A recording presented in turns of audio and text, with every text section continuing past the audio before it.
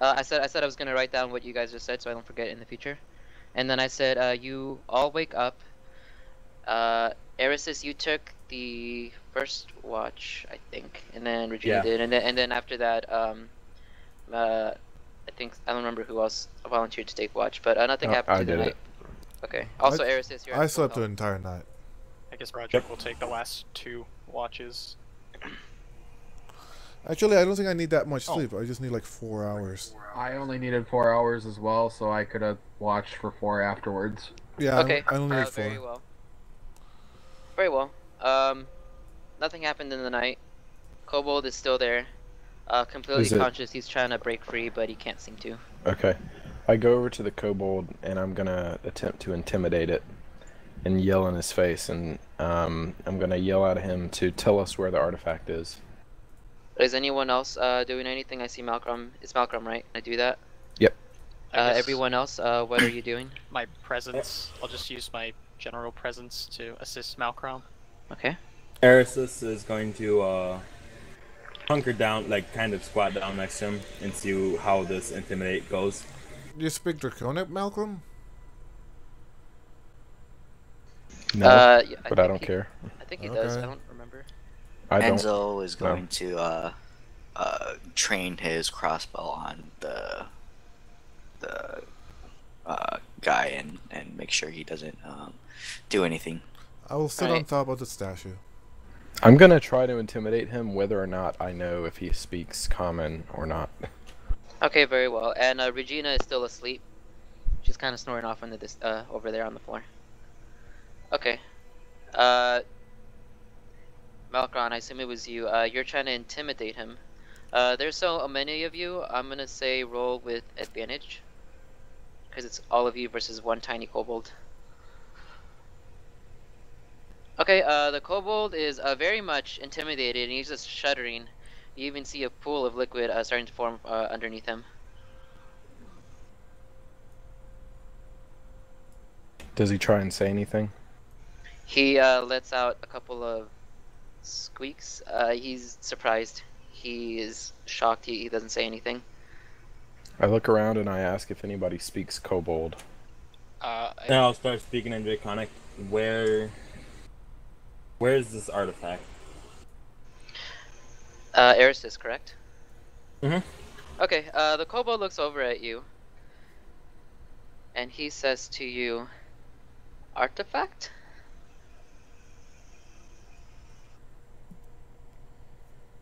Okay, and Broderick can understand this. Yeah, the kobold, Broderick and Erisys, you hear the kobold say, artifact? Question mark at the end. I'm like, I kind of look at somebody who And Enzo. knows more.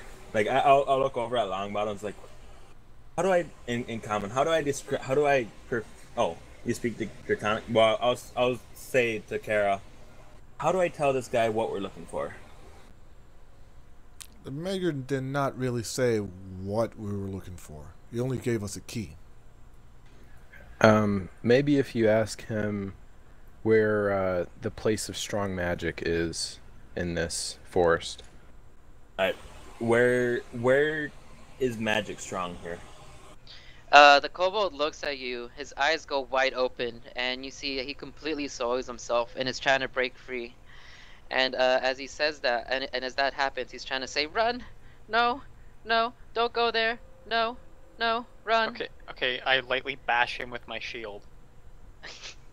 That And I kind ask him again. of calms him down a bit, and he stops. Where is it? He looks at you and says, no.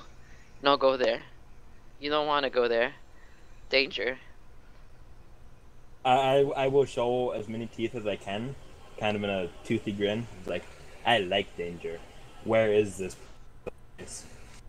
Is anyone I else am the trying to danger. do anything? Okay. I just say to the party that if just I speak snarling to at that him. thing, I will rip out his spine. Broderick's gonna heft his hammer to the kobold, like brandish it. He's gonna say, you see this? It's gonna be where your skull is if you don't start talking. He gulps quite heavily. Finally looks up, gives a deep sigh and says, go a little bit more north of here. Past the spiders. And there you will find what I think you're looking for. Can I go now? Why is Oh, it yeah, so- dangerous? The kobold just, is still a little frightened. And he takes another sigh, and he looks up at Broderick. And he says, Minotaur. I will stand up, go to walk act like I'm walking away, and then I'm just gonna turn around and try and kill him with my. I basically say he's free to go and then try to kill him. Is anyone else gonna do anything besides? If you didn't kill it, I would have killed it when everybody left. Okay. I would just look at it with pure hatred and disgust, and then killed it. Okay. Malkron, Azer, Broderick, any reactions to this? Yeah, Broderick steps back. Yeah, let him die. I just stand on the stash and just say, "Huh, guess what it deserves." Okay, with one final swish, Erisys, you bring down your glaive onto the kobold, and you smash it right on its teary face. It's a little bit pathetic looking at it die this way, but its life ceases existing and it dies. I yank my glaive out of what's left of his head, and it's like, I hate kobolds. Good work, Ari. At this point, Regina wakes up, and she tries to reach around, and she says, Scales, Scales, where are you? Scales, Look your over it. human skull for you. Kind of sighs like, I'm here. Oh, good. I'm thirsty. Give me some water. Where's my stuff? I'm going she to looks dump at- my water skin on her. Okay. She grabs your water skin, and she's like, but where's my stuff? No, I'm Looks- not giving her my water skin. I'm Oh. dumping it on her. Oh. Alright. At least Alright, about you half dump, of it. you dump it on her, and she's like, how dare you? And gives you a slap across the face. Now, where's my your own- stuff? Isn't No, that it's probably over isn't there that bag in the over there? Backpack. She looks on the floor and says, who did this? was it an I- Enso? I look at Regina and then I point to Erisys. She gives Erisys another slap across the face. To think I cuddled with you last night. And just kind of storms off with long bottom. He just kind of. He gives Enzo a really big toothy grin. Malkron just starts walking north. Yeah, Broderick's gonna follow him. Alright, so, okay. I try why to is there a avoid dead being kobold next to there? What Regina happened? while walking. Regina starts to question about the kobold. Why is the kobold dead? We know where to find the artifact, so let's go. Oh, Don't worry goody. about the So, kobold. are you gonna tell me where it's at, or am I just... Why are you know? concerning over a worm going back to the ground? I didn't understand that. I kind of like when she says about the kobold being dead. Why is your concern about a worm being back on the ground? Well, it would have been nice if you told me you were gonna kill it. I would have wanted to watch. Damn thing. You Anyway, know I let's don't just- like kobolds. You should have woken up earlier. Well, no one woke me up. So, where are we going? It was quite a spectacle. The disgusting thing soiled itself. Alright, Regina's following along. I wish to examine the spider for if I can, generally Stop. assume. Let's or stop for a learn couple what seconds they- here what while they he do, loads et this cetera. page. Hold on. There's multiple things going on. Oh, say that one more time about the spider. I don't know what check would be. Probably nature, but I kind of want to just see if I can determine their what they can do, etc. As in, are they poisonous? What do nature check? Also, you guys are leaving back the one torch? Now that one's fucking went down a long time ago. That's the one I fucking had when I fucking teleported. Okay, hold on. You can just delete it. Alright, It's more also, annoying. torches only last for an hour. Alright. So if you're gonna use another torch, you have to take another one out of your inventory. Alright, yeah. So that's 9 now. And for your nature, you look at the spider and you give it a good sniff. It's very poisonous, very, very poisonous. Lovely.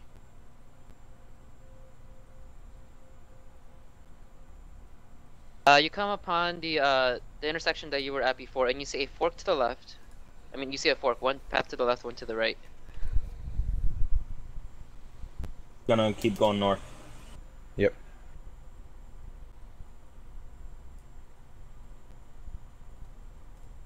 Okay, stop right there, please.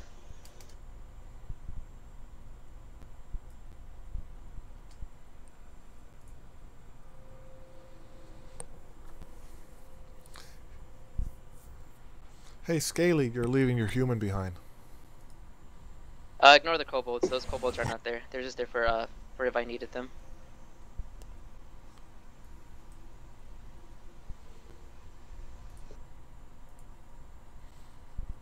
You speak to your human in the most peculiar manner. Malcolm, you walk forward and you see a figure of your mother in front of you. She kind of looks at you a little bit, looks you right in the eye, and then turns around and runs away. I take off after it. Do we see this figure, or does he see it alone? Only Malcolm sees it. Okay, I will be chasing after Malcolm because he's running away. Or Malcolm, what's wrong now? Regina says, "Oh Jesus, why are we running now? What the hell is going on up there?" Where are you guys going? I will cast minor illusion in front of Malkron to create like a face, like screaming, "Stop!" I blow straight through it. I'm not even worried about that.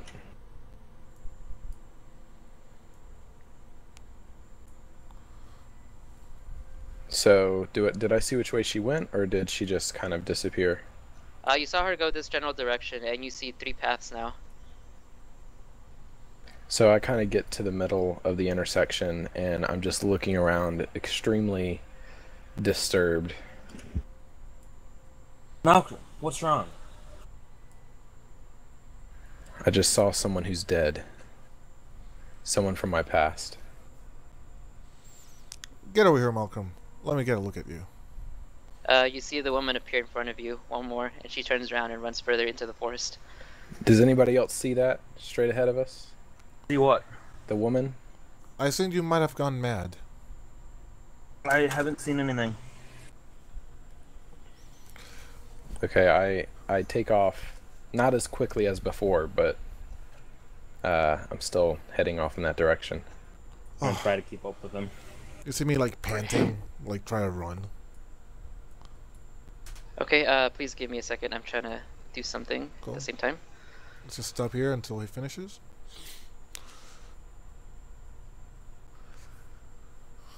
Malcolm, you might be just going mad. You probably spent way too much time in this forest. This place might play tricks on people. I yell out that it could be a trap. We could be Can I make being a led into a trap. athletics check to try and tackle Malcolm? Yes. Does anyone else? Are you that close to him? Let me see. I'm trying to keep up with him. Okay.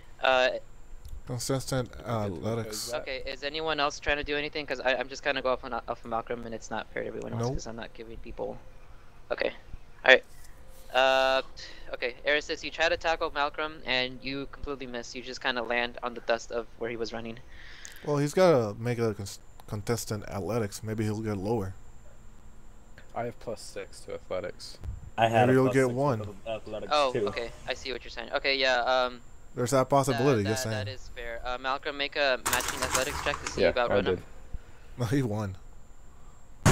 Yeah, it does. Yeah, you totally outrun him, and Erisys falls on the floor. Thanks for, You just for telling me stiff about armed that. him.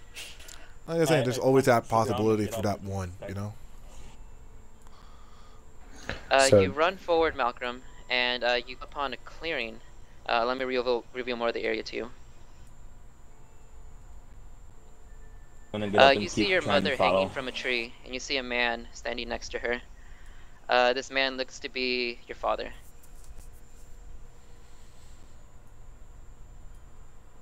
Okay, I take out my longsword and I run towards the man and I try and kill him.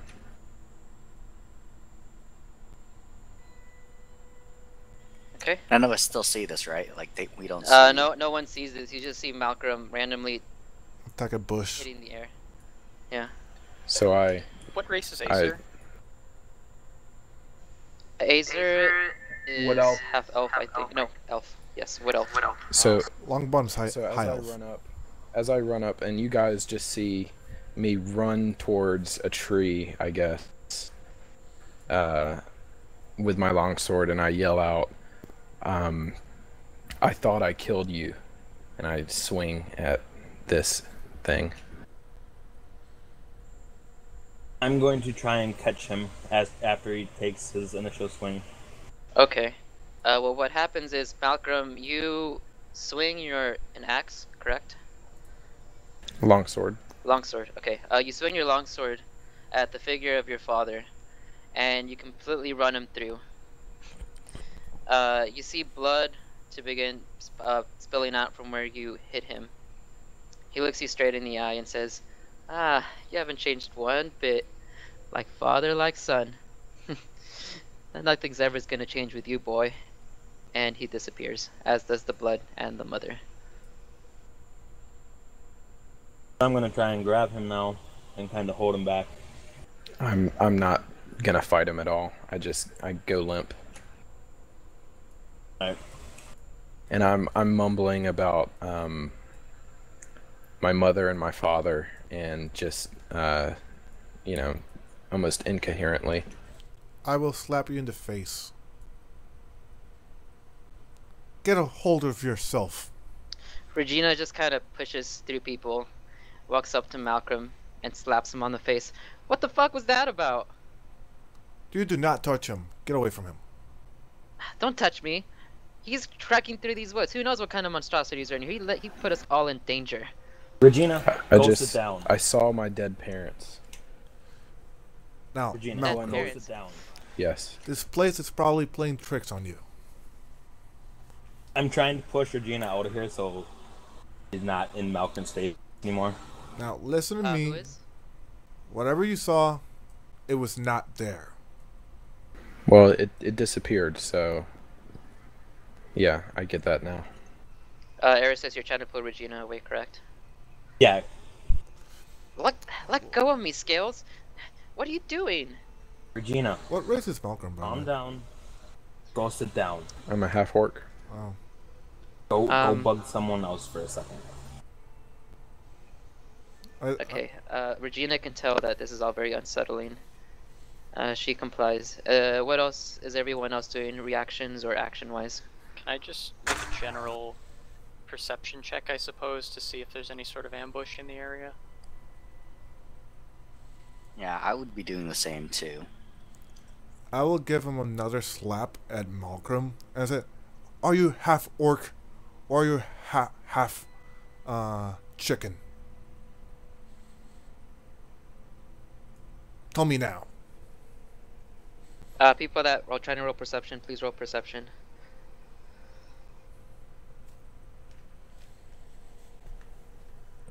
But I'm not trying to really hurt you. Kind of like slap, like, Yeah. stop your mumbling. Like, I'm trying to like get you out of it.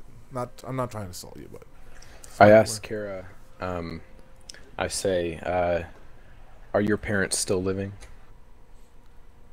my real ones are not living.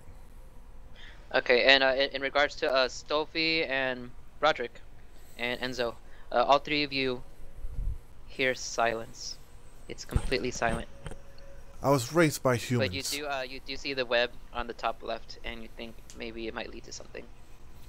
After he kind of says that, I kind of say, my elf parents died when I was a baby. I was raised by humans. But get a hold of yourself. Are You're the half people who orc. raised you still alive? What? Are the people who raised you still alive? Yes. Then you would not understand. Regina just kind of sighs, walks up to Malcolm. gets down on her knees. I'm assuming you're on the floor, Malcolm, or are you standing up? Oh yeah, I completely went limp. Okay, she kneels down, looks you in the eyes, and puts her hands on your shoulders, and she says, "Now look, you can't just be going off, putting all of us in danger. Dead mother or not, or dead parents or not, you are kind of important to us. If you go down, you might very well endanger all of us. Now, whatever it is you have going on, I don't care. You need to pull yourself together, and we have to move on." So what she said affects me more than it should have, and I calm down and compose myself. Good.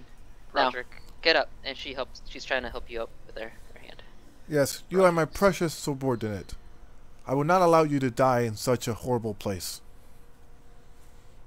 Like, I think that we need to get out of this forest as soon as possible before we all fall into madness. Start I attacking think there each might other. be something in the left path. We should probably head to the left. Roderick's gonna ask Eris if he can hand him the torch. I will hand you the torch. Subordinates, And I will take the torch. it seems this forest has some magical means, and it plays tricks on people. So if you see someone who you think is dead, or someone from your past, they are not real. Regard only the persons next to you as real, for now. Kara, you start to hear voices in your head. Like that. I look to the side. I stop talking immediately and look to the side to the forest. Kara, what is Oh my god. I just realized that you put that on the music. Yeah, the voices. I'm not sure if you can hear it because you put your volume down, but Oh, playing okay, voices I in the pulled it up background now. Of what you can hear. I'm hearing Oh, voices. geez, that's creepy. Oh, is that? That's awesome. I'm hearing voices. In the meanwhile, Broderick's just gonna be attempting to burn the webbing. With I get the a disturbed torch. look on my face, but I try to keep it together. Kara, Also, what you hear in the recording is exactly what it's saying to you. Okay, it's for the webbing. It is not real. It is not real. Alright guys, everyone be on alert. Apparently everybody's saying things and hearing things. I'm hearing some Don't weird trust voices. anything.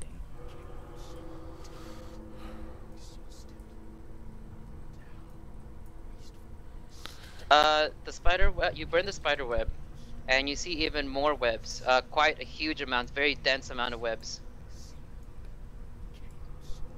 Okay. Broderick will cautiously walk up to them. Get to there. Does he see anything on the webs?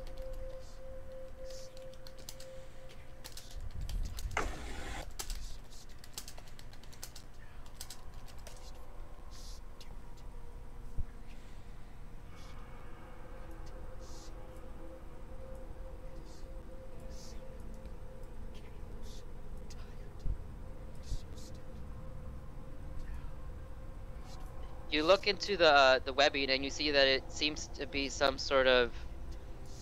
You're not quite sure. Roll a perception for me, please. Yeah, other than the snake butt over there. Yeah, you see a bit of a spider. My bad. No, I'll pretend I don't see it. All right.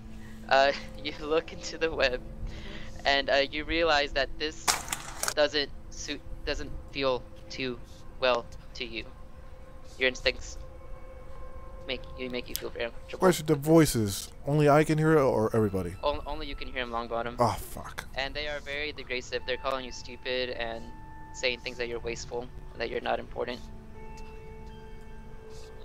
Broderick continues to burn his. I look way at Enzo and say, "What did you call me?" through webs. I look at Bon like she's crazy. What are you talking I about? will. I look over and I say, he said nothing. It's not this forest. And then you hear a screech coming from deeper in the woods. One of you can roll nature to figure out what it is.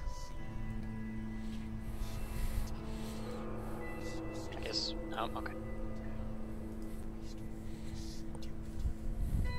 Do you What is the highest intelligence? They should roll. checks? Someone said something I didn't understand. Besides the highest intelligence part.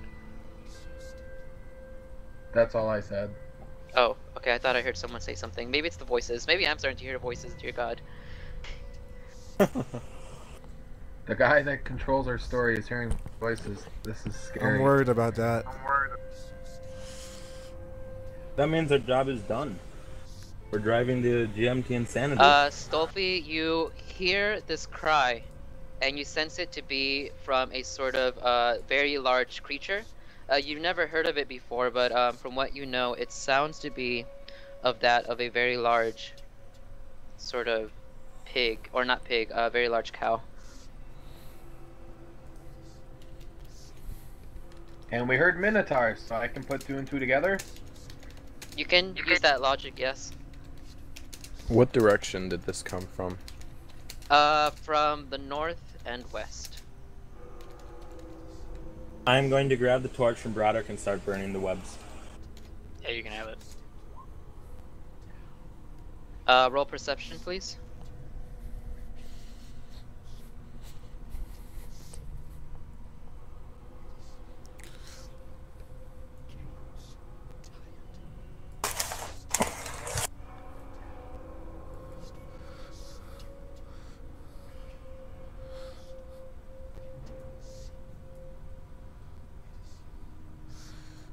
That's everyone. Everyone roll perception.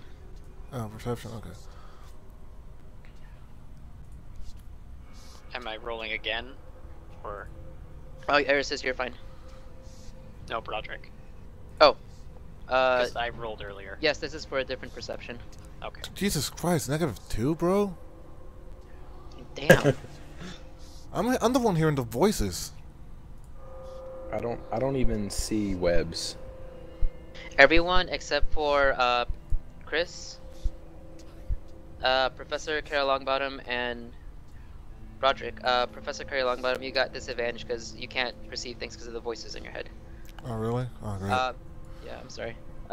You all look into this web, and you realize that there's a lot of movement in there. You sense that whatever is in there, there is plentiful amount of creatures in there. You could assume that it's spiders because it's a spider web. So if you, knowing this, you can choose to venture inside or not.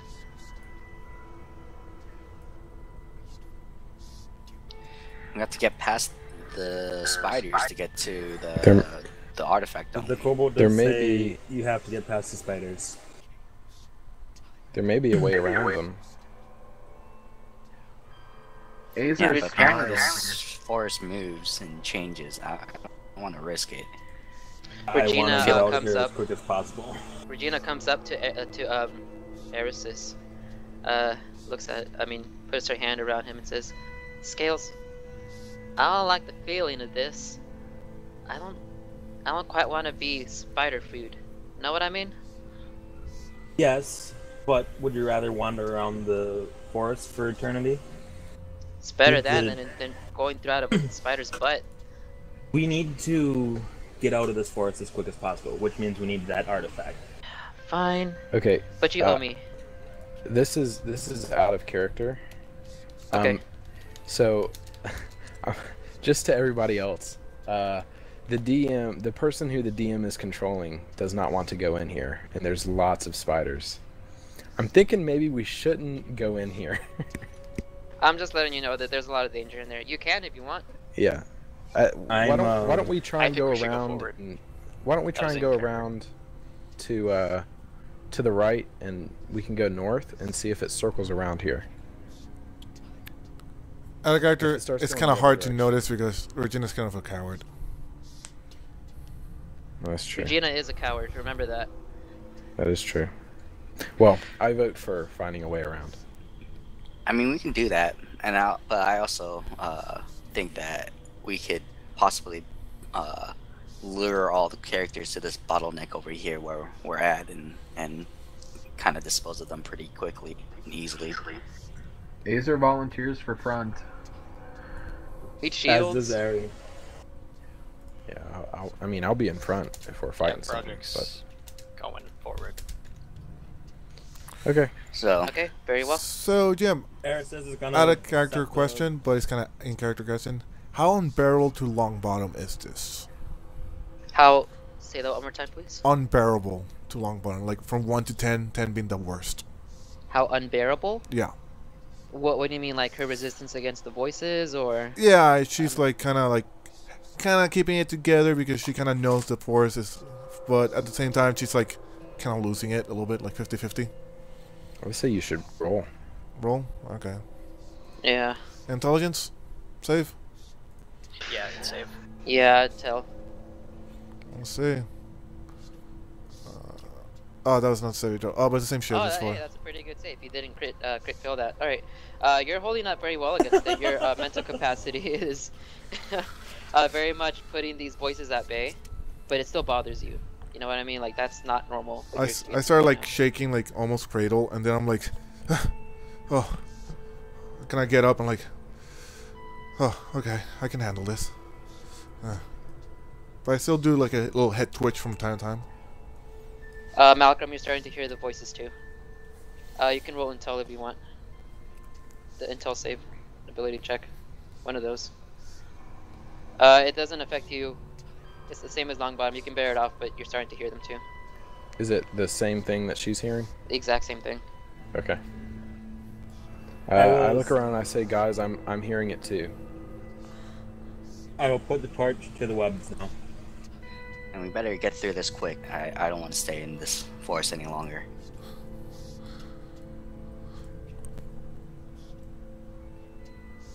Huh. At least I'm not the only one hearing them. Have a bow or something? Or Does she she have a bow, sword? you said? Yeah. Does she have a long range? Does she have a ranged weapon? She only has her sword. I will tell her to take the bow and the arrows off my back and stay behind me.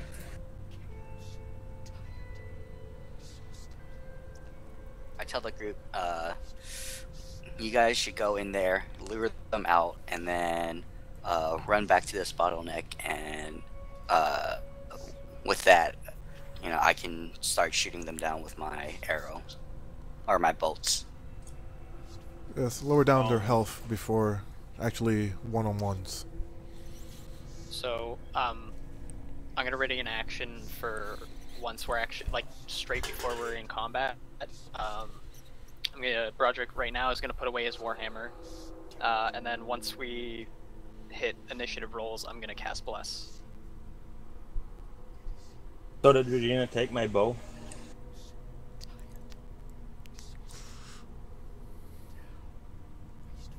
I have to actually go get dinner. So I will be Okay. back 20 minutes maybe. Chris? Or who? Tim. Sorry. In a specific Yeah, way you okay. want us to play Alright. you? Hit kobolds first if there's any. Okay. Use your breath weapon if we see that it gets kind of bad. My glaive is my best weapon. Okay. I also have 2 hand axes and 2 daggers. I'll make sure that you don't die. As a rule, I don't like characters who are not in game to die. That'd be pretty shitty.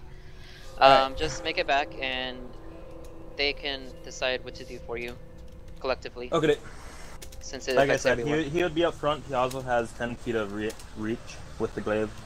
So Very well. Okay, the spider webs in front of you burn down, quite a majority of them, and you see a couple of skeletons on the floor.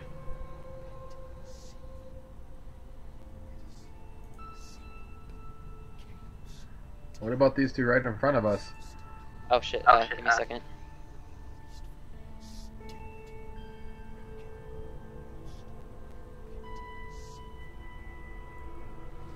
There you go.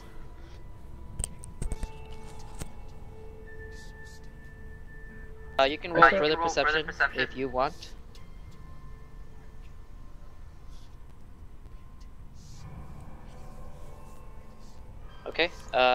whoever has the torch, if they can move it forward, please, to wherever you are about to put it. That would be Acer. My crit Or, perception is 17. Versus. Ouch. Well, that's okay. Technically, it's still 20. Yeah, it's still a crit. It's fine. If someone can move the torch, whoever's wielding it. Ah, okay. So it's kinda- Let me put someone else in control of it then. Who wants control of the torch? Carol. I'll take it, I guess. Okay. Oh, okay. You go for it. Doesn't No, matter. you go for it. Who? Alright. Chris.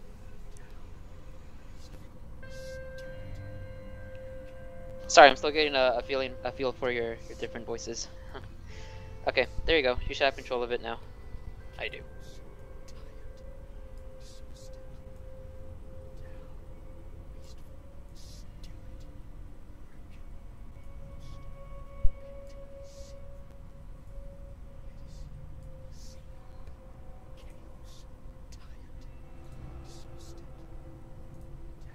You make your way into here, and you sense a very large disturbance coming from all four sides of you. You hear a lot of rustling. You hear a lot of movement. You sense these to be spiders, so take that as a warning. You also see a very large chest in front of you. It is really large, and more further webs and more dead bodies on the floor.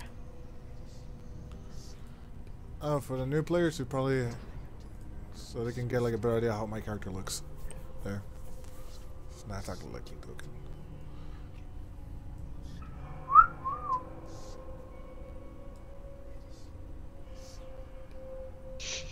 All right. Is anyone gonna take any action at this point? I have my javelin and I have a dagger in my other hand as well. Kind of ready to throw. I'm reading my crossbow to I got an idea, Fire. guys. I will cast Minor Illusion and create a baby right here. Around here, I guess. Wow, you trying to draw him out? Yeah. Awesome. You actually got a baby? Like, Wow. as is, a baby's small enough. That's what I usually just do. Like, a baby's so small, so. Is that just darker on the arms, or is that fucking tattoos? We have a It's a hardcore tattoo. baby. It's just man. darker. It's just There, darker. Professor Longbottom, you can move it if you want. I assume your minor illusion can be moved, correct? Yeah, because it's like a minor illusion. It's got like Okay, and is it a level 1 or a cantrip? it's a cantrip. It's just like moving around. No, I mean, Cantrip. is your spell a cantrip or a level It's 1? A cantrip. Okay, very well. Alright, yeah, there's a baby there now. I say I created that, so don't worry about it. Nothing happens. Doesn't Um, make sounds though. Everyone roll for... give me a second. Initiative, let me clear the roll, though. Okay, if initiative is popping off, then I'd like to take my ready in action to cast Bless.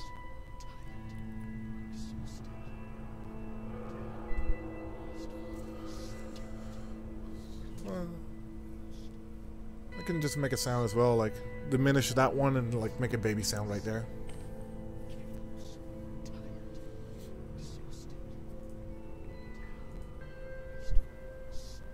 Not bad, not bad.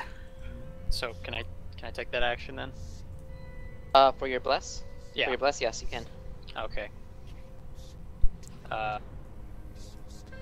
So I make baby noises right here where the baby is. And I'm gonna give the bonuses to Malcrom, myself, and Acer. Woohoo.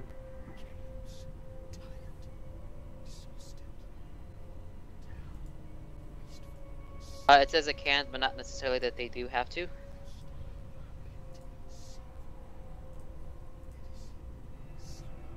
Alright, so that's... Is And that a one-time thing, or No, it That is- lasts 1 minute, so 10 turns? 10 turns. Yeah. Okay. beautiful.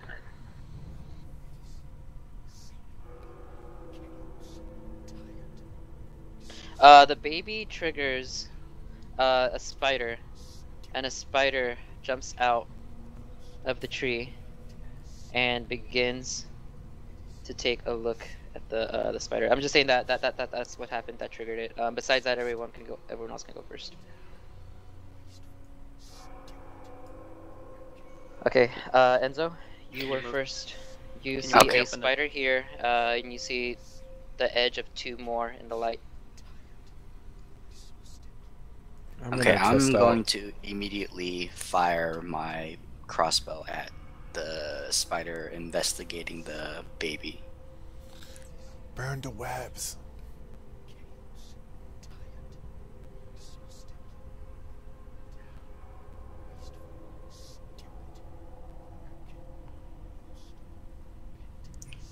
Would I get advantage on that, considering he's distracted? Yes, you would. Sorry, I was trying to add air assist in the turn order because he didn't roll initiative. Let me see what you got.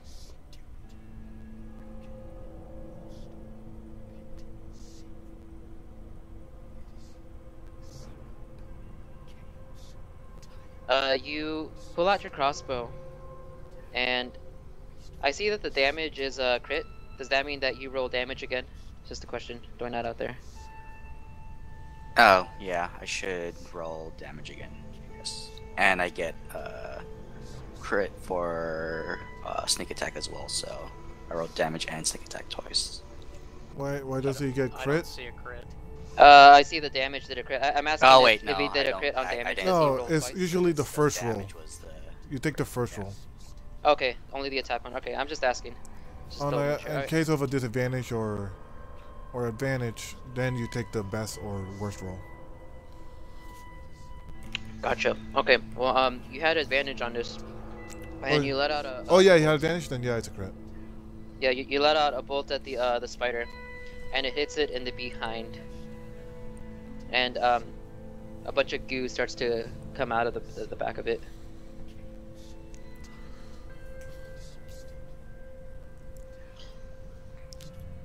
Oh yeah, I wonder which one you're gonna take.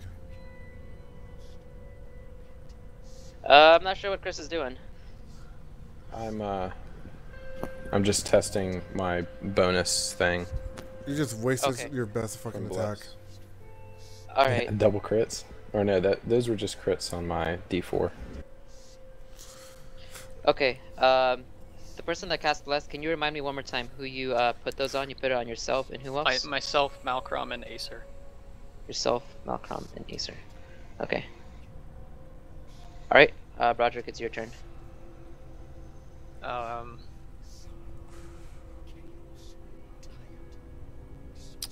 I'm just gonna use my divine. Oh, I did say Malcrom, I'm sorry. And I will just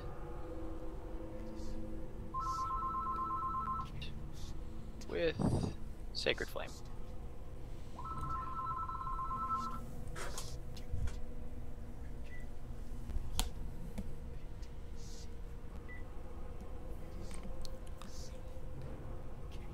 You're casting that on the spider attacking the baby? Hello? Yes. Sí, ¿qué pasó? Ok, voy a colgar.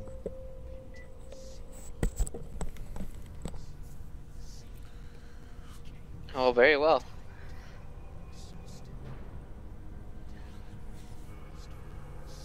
Do you want to roll the damage or do you want me to do it? Oh wait, it's already on there. It's Sorry. 3, I think. Yeah, plus. it's 3. Okay, Is it plus?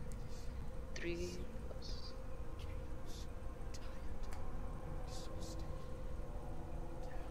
Okay, so the spider just takes 3 damage. I don't understand what you're talking about, Chris.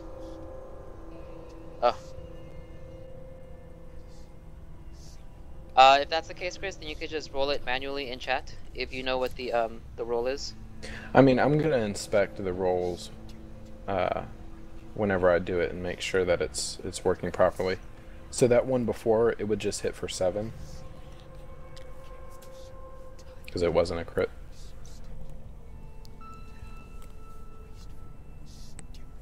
Okay. Alright, very well. Broderick, Chris, you managed to hit the spider with your Sacred Flame, and it took 3 radiant damage. At this point, the spider is very aware that you guys are attacking it, and as a reaction, turns around.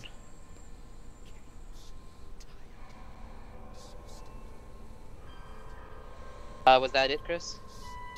Yeah, no, I moved 5 feet forward. Okay. That was it. All right, very well. Malcolm, your turn. Malkron, sorry. I'm gonna move up and hit it.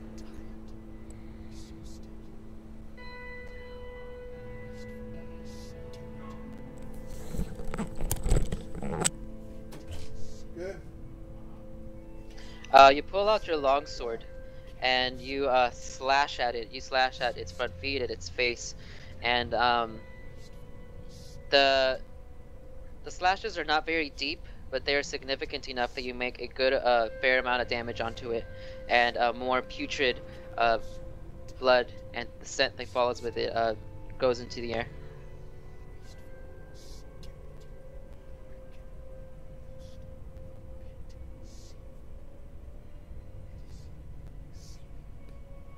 Was that it, Malkron? Or I should ask before I said next? Yeah. Okay, Yeah, that was it. Azer, your turn. So I move up as well, and I'm going to be attacking.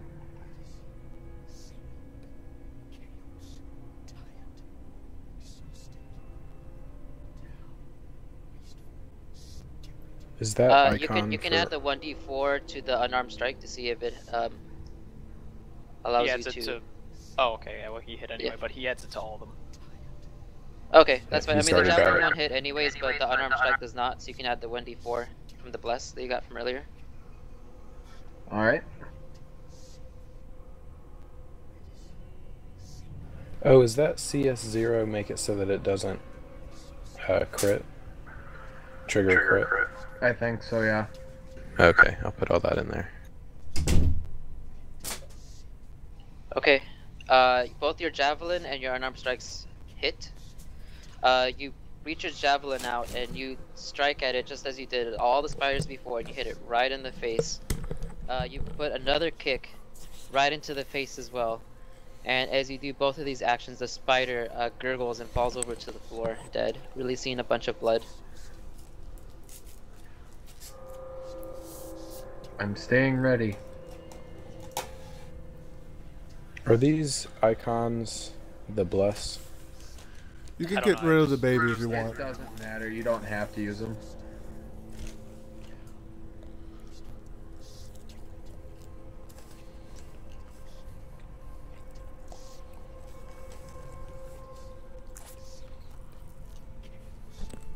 If you guys want to collectively decide what to do with the Dragonborn and the baby, okay, I'll get rid of it. Yeah, let's get rid of it.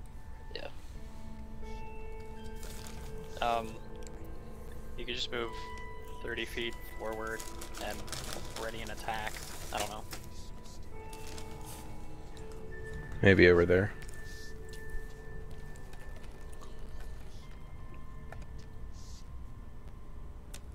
Putting him to the front. Okay. Probably fire breath. And he's. Yeah, that doesn't really concern me. Nah, it won't work. 15-foot count. It won't hit it. You are all collectively deciding for him. Like I said, I'm not gonna allow him to die. So. If he has a ranged weapon, then he can probably like ready an action. Well, I imagine the spiders would just go to him anyway, so he can just ready a melee. For once. Yeah, one for of them once. gets within 10 feet. Okay. All right. Is that it? Don't worry, Regina. Scaly won't die. Regina looks over at you and says, "Only I can call him that."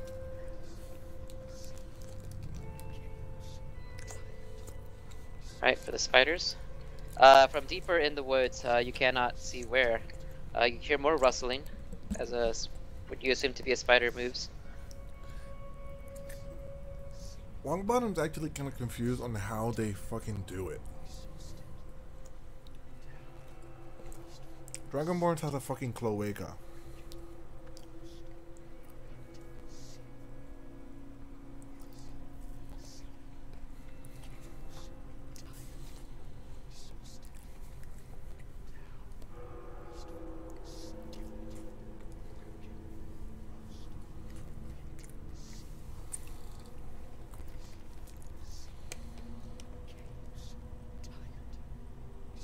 Oh yeah, I forgot battle music. Sorry.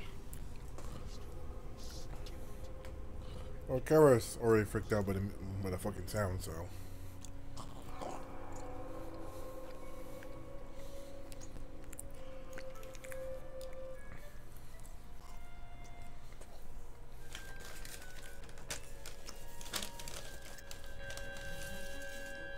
Okay, alright, as I was going, the spiders moved in closer, and this one right here is gonna throw a web attack towards Eris's Azer. attack would pop off versus this one. Because he has a 10-foot reach. An attack, right? Yeah, just a glaive.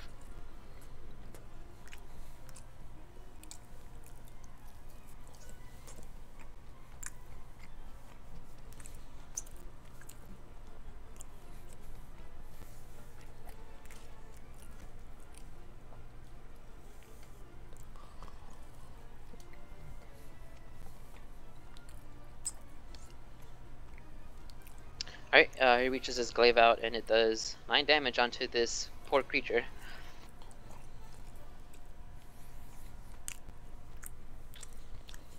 Alright, very well.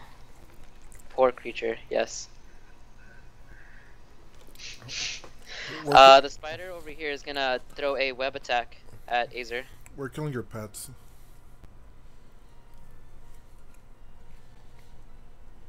Yay! Attack me. Well, the web comes forward and just slaps onto the backside of this dead spider in front of him or her, the spider. It should be fine.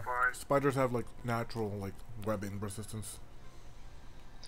This one is gonna attempt to do the same thing with webbing. For Malkron. It hits. You can make a strength save or dexterity save. You can choose strength save. Okay, yeah. The webbing gets onto you, but you quickly break it open and does not entrap you.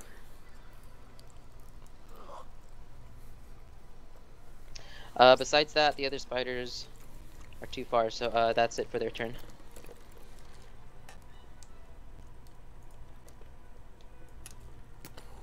Longbottom? Oh, nice. It's actually 5 feet from each other. Which is fucking weird. I will move here to have a clear shot and chuck a nice knife at this guy right in between here so he can actually hit the other guy with the blast radius. They're large animals, so. And I will use my... Oh, no, I lost my inspiration because I went to sleep. That kind of sucks.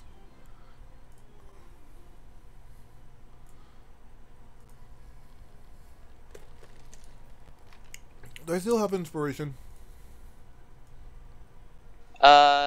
Yes, Longbottom, you still have your inspiration that I gave you for, I would have used it. Okay, let me see. Ice Knife 12, 20, 10 piercing, and okay. You said you're gonna add your inspiration onto it? Yeah, if I have it. Okay, roll a 1d, trying to remember, 8. What? 1d8? Why?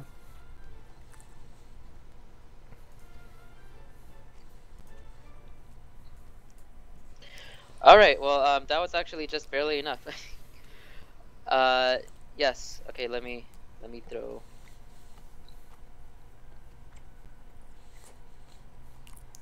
You died, Tim. I died? Awesome. No, you're fine. You actually hit a spider for 9 damage. Nice.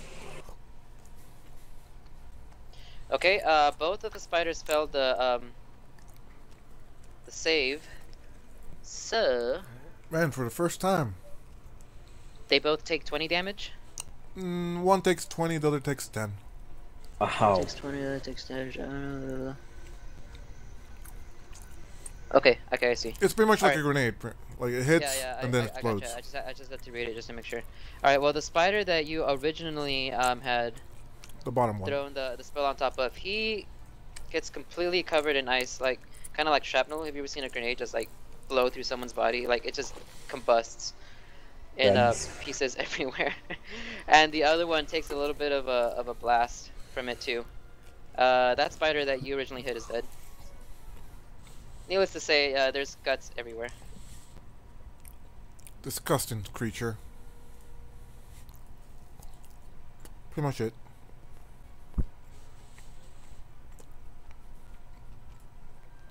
I might say that line in the description as well, as I'm chanting my spell.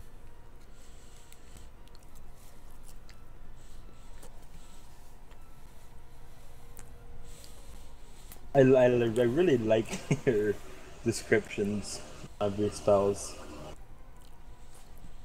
Thanks. Is there anything else you wanted to do, Longbottom? Sorry, I was. No, mixing not HP. really. I killed it. Finally killed something. With a level 1 spell.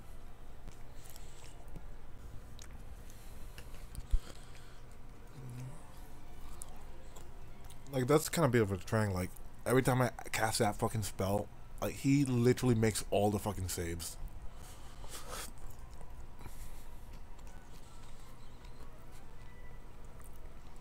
Okay, Regina. She comes forward in her sassy manner.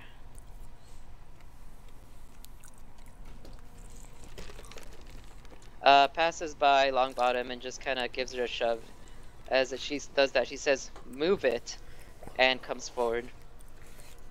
She looks at the spiders and just kind of boasts, "Bring it on! We'll take you all on!" And she can't really do anything, so she just stands there.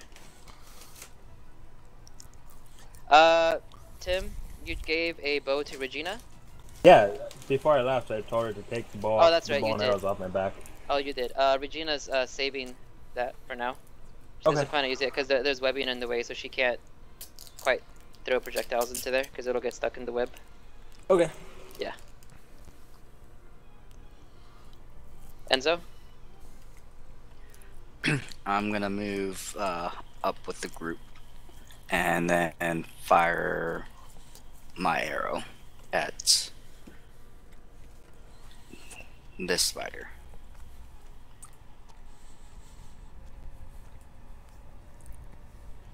Which misses.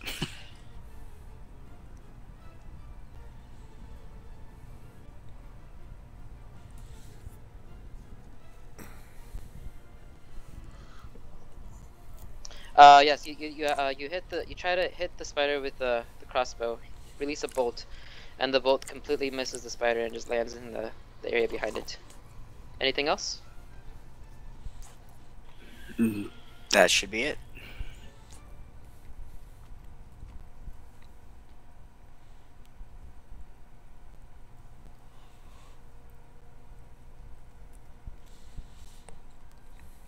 Chris?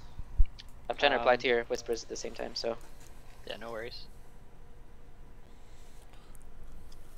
I was just wondering if I have a shield in my hand, because I don't think by like the rules you can actually hold a torch in it, but so I actually couldn't have even cast that sacred flame. But You can just stick the torch in the floor and... Yeah, I would say just put it there. yeah, okay, I'll do that. Use that as a free action. Yeah. Yeah. And then I shall go there, and once again cast sacred flame. Now, this sacred flame, I see that it does radiant damage.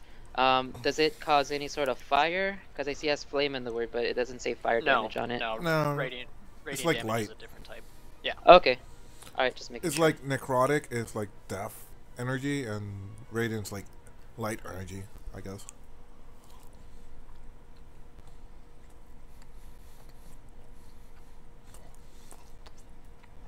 Okay. You cast Sacred Flame upon the spider that you could see. And it singes the spider bit with the radiance. I assume it singes, right? Kind of like fire. And, Yeah, takes it kind the of does that a radiant little bit. damage. It's like when you hit somebody with lightning. It still like Okay. burns them a little bit, but it's not fire. All right, good to know. Chris, is there anything else you want to do? No, that's it. Malkron? Yeah, I'm going to throw a hand axe at the spider up here. Wait, my screen isn't working. Maybe it takes a second, because sometimes it takes seconds for me to open a screen too. Oh, I had it in measure mode.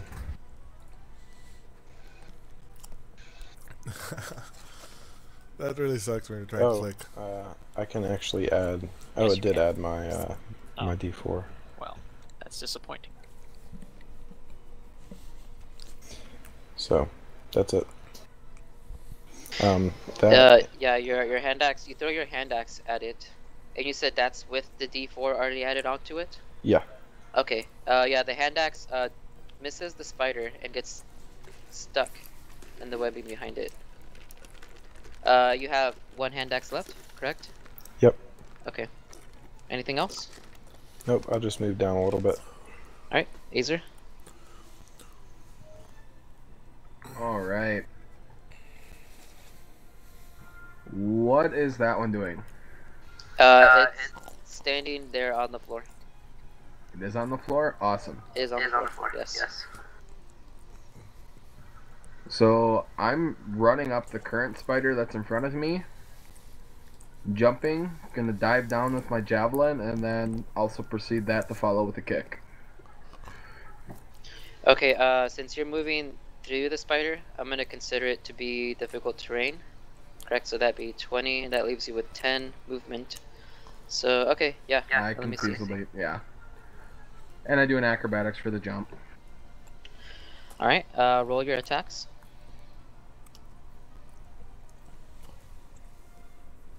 Those both have the D4 added already. All right. Very good.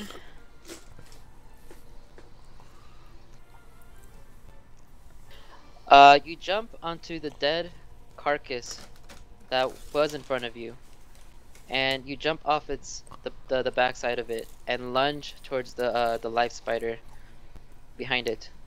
With it, you jam a javelin right onto its head and kick it right after, and it like screeches out in pain as more blood goo is coming out of where you stab it.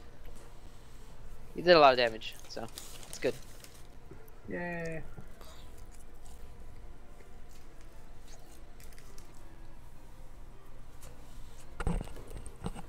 Oh, and that's you, Erisys. I kind of figured. Can I can't get within range of any. He never writes your name, just Yeah, and writes there's also Dragonborn. webs That's there, fine. so webs are considered difficult terrain. There's also a chance you could get stuck, so keep that in Okay. mind. Can I move up here and then? Actually, I can just move up there. So, however I do get around Regina. I have 10 Regina feet gives of you a range. pat on the butt as you pass her. Okay. He's just gonna shake his head and try and slice the spider up here from 10 feet away.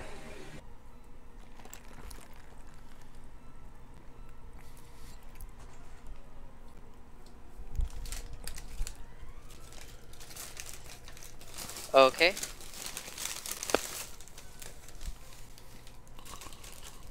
You reach out with your glaive, but it puts its leg back a little bit, and you barely missed the spider.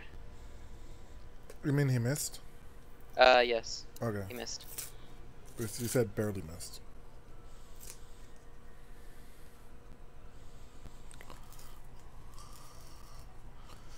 The Dragonborn missed. You know what? Well, it's probably Regina. She probably bugs you way too much about that. Yeah, you Yeah, just just couldn't kinda- get over that butt pat. Then it threw me off a bit more than I was expecting. You probably liked it, you dirty boy. Of course I did.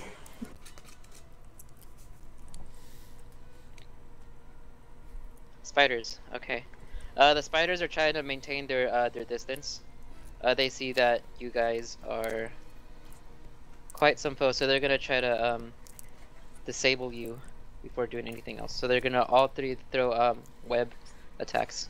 One for Erisys, one for Broderick, and one for Azer.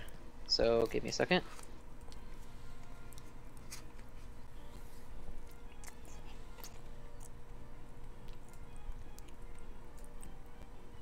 I rolled that 4 times, I'm sorry. 12, 5, and 19 in that order. So 12 was Erisys. Nope. 5 for Broderick, which probably does not, and 19 for Azer. None of them hit. Alright, well, nothing happened.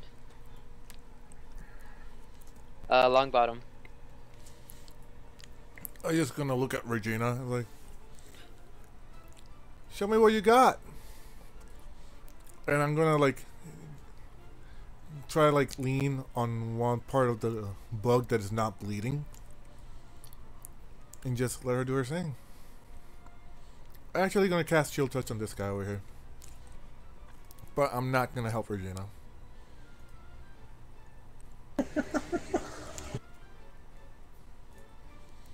I'm putting like kind of a smug face, like kind of looking down on her. So pretty much, I did not even pay attention to my attack.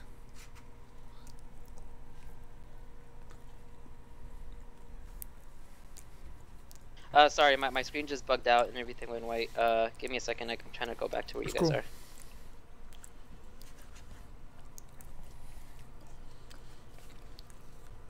You guys know when somebody like puts their heads up, like kind of looking down on somebody? Okay, so where did you cast that Chill Touch? I did on this guy, but I'm pretty sure I missed. Yes, you cast the Chill Touch, and the Chill Touch managed to grab some of the webs and completely misses the spider. Also, note, even though there's a lot of webs, these webs are all on the floor, just because there's nothing for the webs to cling on. So, yeah, you're, I'm not even pissed about it because I'm just like leaning back on the spider, like putting a smug face against Regina. Come on, show me what you got, human. Regina looks at you and pays attention to what you're saying and doing. She flips the bird on you and says, "You think you're all that good? Let me show you what I got."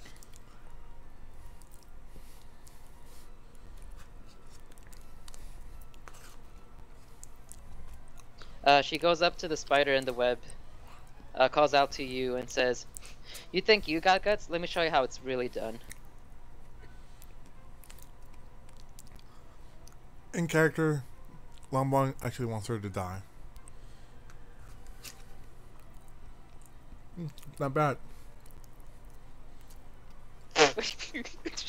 Alright, well she gets out the long sword, and with both hands, she swings down on it, and kind of nicks the spider a little bit. It doesn't do a lot of damage, and the spider's a little bit taken aback, but nothing significant. She looks back at you and says, "That's just a warm up." I make a drawing, like I'm drawing.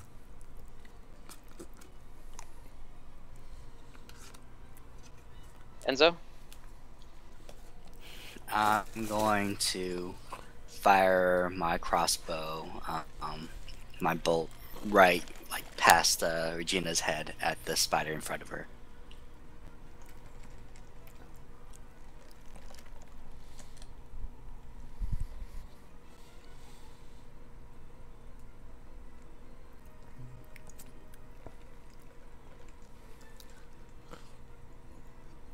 Okay.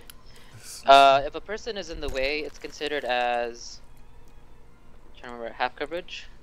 Can someone relay that to They me? get like a It- +2 on Yeah, AC. it's a Well, +2 never to mind. Actually, yeah, the line AC, goes but right he's between. not. This. Okay, it's fine. All right. You let out a bolt, and the bolt goes straight into the spider's leg, where Regina had tried to nick it. Completely. The bolt gets stuck inside its leg, and it bleeds out a little bit.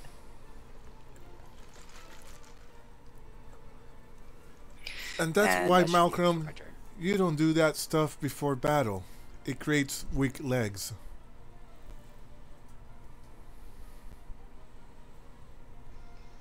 Broderick.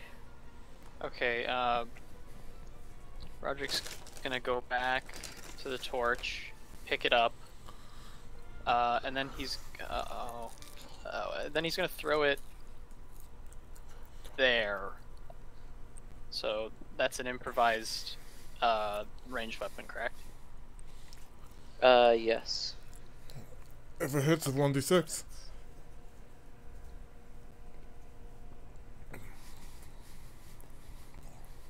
It'll take me a while to remove all the spider webs. All the spider webs in that general area are gone.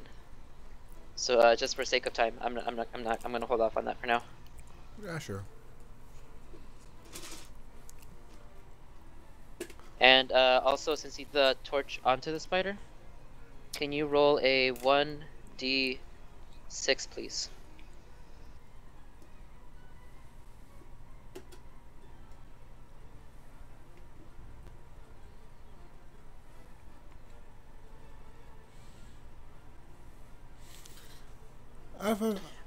You throw the torch on the spider, and it sets half of the spider aflame, as well as the webs around it, and it just lets out a huge shriek and a shrill as it is cast aflame, and it shrivels up, but it's still alive. Lombard would have laughed if Regina would have catch on fire. Yeah, Regina's just kind of like, ah, and peels back a little bit, looks over at Broderick, and gives him a sort of a glare. Broderick's actually focused on combat and not paying attention to trivial matters, so he won't mind. And then Man, this spiders really went to town. and then I'll just move 10 feet from where I was, spider. Okay, very well. Malkron, you are next. Okay, I'm gonna run up to Regina, or not, well, next to Regina. And, gonna swing. My champion is stronger than yours, Regina. You let down your longsword, and you take the last life that it had in it, and it dies. Completely just dies. I look over to Regina and I say, that's how you kill a spider. Can I, as a bonus action, create like a minor illusion of high five next to... That now, when I said that, it wasn't like trying to taunt her or put her down. It was more like trying to instruct her. Like, I want to help her out. She's still kind of outside it. She takes it as sort of a patronization. Well, of course, but... Yeah. But no, I understand what you mean, though. Nicely done, my champion.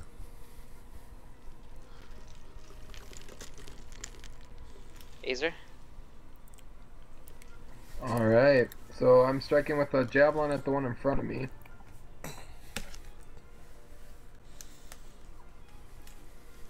Does that down it? You hit it with the javelin, and it just and it starts to spurt more blood out, and you give it another kick for good measure, and it falls over to the floor limp and dead. So the javelin strike killed it, or do I have to roll my unarmed strike? No, you're unarmed. Oh wait. I didn't Yes, roll my unarmed strike. I thought you did. I'm sorry. Nope. Just roll your unarmed strike. I was looking at the wrong thing. The damage, just the damage alone from the javelin didn't kill it? No. It has 1 HP left. Okay, now it's dead. There we go. That was a mess up on my part. Well, it dies. Either way. And then I do move over to this one, as I just kind of stare it down. I will adjust my sight so I'm not stabbing through Azer. And try to slash him again. There you go. Alright, you reach out with your glaive and you give that...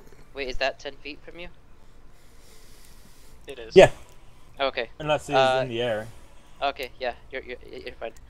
You give it a good whack on the leg, and you manage to take off its front foot, and blood starts spreading out onto Azer. So Azer's just covered in blood, spider He's blood. happy as hell.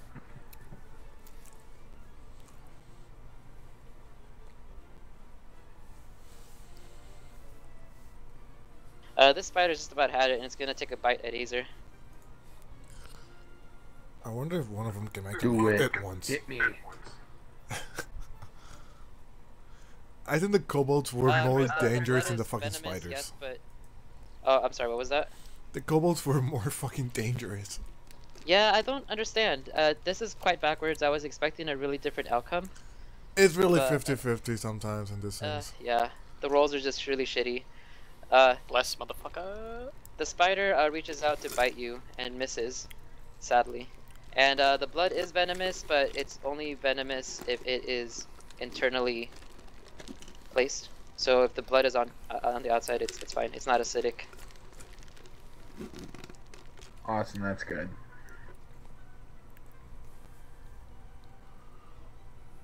Yeah, the spider's done. It missed.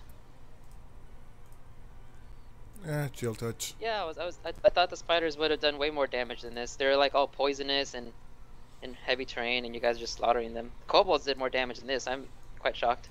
It's probably the numbers. They also jumped us, so like Yeah. they were all like within melee immediately. That's true. Just hit the spider with another shield touch.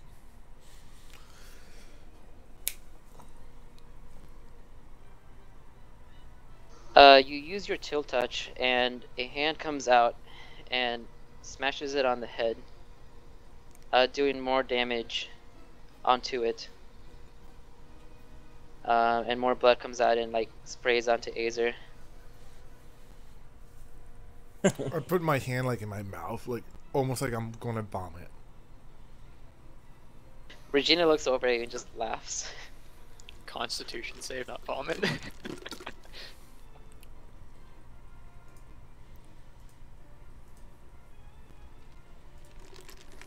Regina just kind of looks at you and says, "Ugh, I swear, weak women these days."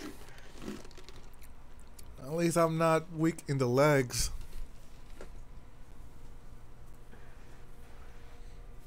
If Regina runs away from me, can I like stick out my foot and try and trip her? That's really dickish. Who is this? Macron. Oh god. Pretty much what I'm saying with the weak legs is, you know, when boxers, they can't have sex before battle. I mean, fight. That's pretty much the statement I'm doing.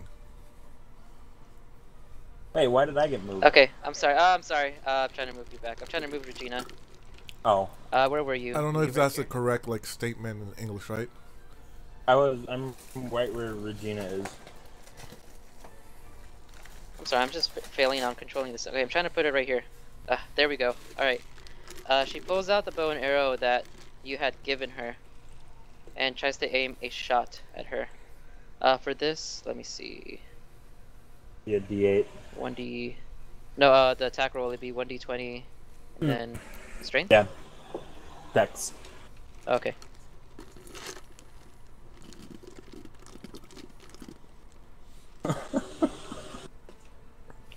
The arrow just completely misses and lands in the background. And she just like, ugh, every time. This is why I don't do bows and arrows. Like, puts it right and throws it right onto your chest, Erisys. Have it back. I don't need this shit. He just kind of shakes his head. Alright, Enzo. Alright, I am going to move over here for a good shot and then fire at the spider.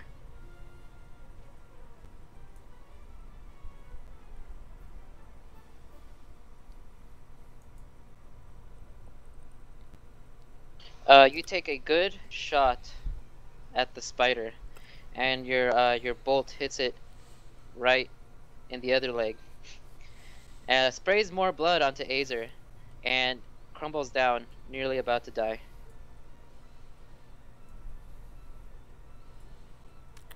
Lord Acer, can you avoid the blood at least? But why? You will sleep in the other side of the camp.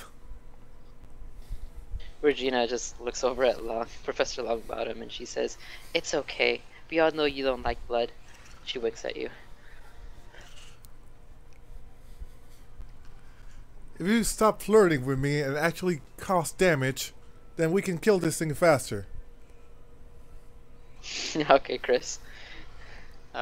Broderick's gonna just kind of push his way past the two in front of him.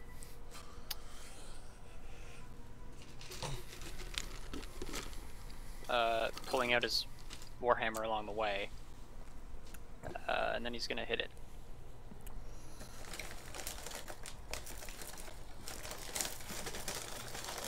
You pull out your warhammer and you bring it down. Okay, I see what you did. And the hammer smacks it right dab in the middle of the head, releasing more blood and more foul scent, and spraying both you and Azer with even more blood. Broderick interposes his shield as the blood sprays. The blood gets on your shield, and the spider died.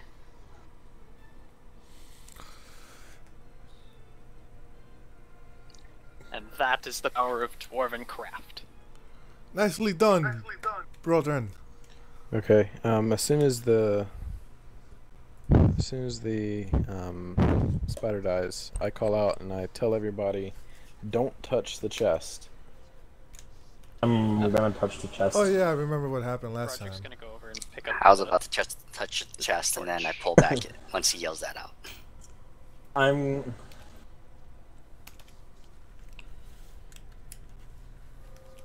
And I'm gonna poke the chest with my blade. Azer's just looking pissed that battle is over. Alright, you poke the chest with your glaive and nothing happens. Regina looks over at Azer and she says, "Oh, and now my dearie me, now that is a sight." And she winks and pats Eris's on the butt as well at the same time. Azer looks oblivious. He doesn't understand what the hell she's doing. Bad charisma. Yeah, she's really bad. Alright, yeah, nothing happened when you touched the chest, Ursus. Alright, I will open the chest.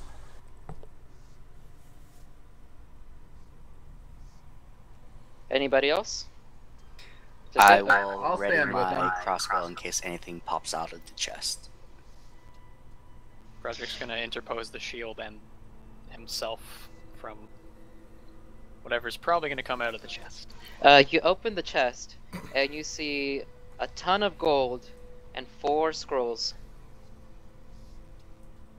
I will toss the scrolls to Longbottom. And we dig in with the gold. Alright. All in all, you find about 400 gold pieces in there. I got it in the party loot. I will spend, just That for should be safety divided. reasons, I will say that I will spend 10 minutes doing detect magic on the scrolls.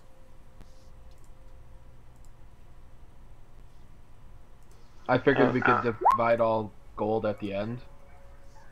Yeah, Yeah, that sounds good. yeah, because if one of us dies right now, it'd be a pain to take the money out of his body. Regina. I didn't understand what you guys just said, to be honest. That's gonna it's keep probably it. for the best. But he's not gonna share the gold right now. Like after we get out of here, then we'll share the gold. As you guys are looting through the chest, and Longbottom is doing her thing with the scrolls, you hear running, coming from behind you and screaming from this I'm direction. going to whirl around and try and get out front with my glaive ready. I'd do the same thing. Wait, behind Ow, us? ow. Oh lord, look at that. Actually, I'm gonna have my bow ready this time. Yeah. You see a man holding his head, putting his hands on his head, running forward maniacally, screaming, "Ah, get it out of my head! Get it out of my head! Get it out of my head!" It Do I seems she recognize went this mad man? with the forest. Does it look like it's gonna attack us?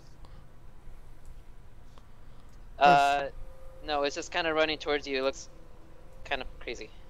Do I recognize this man? Eris says you recognize it as your other compatriot. As Okay, so- do you, Broderick, if you were yeah. to look over. I will go over to him. Lower my bow and go over to him.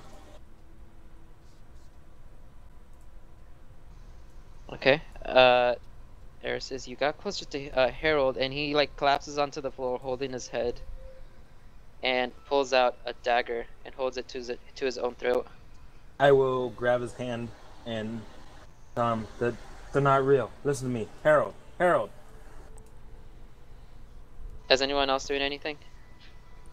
Yeah, Broderick's running up and smacking the dagger out of his hand.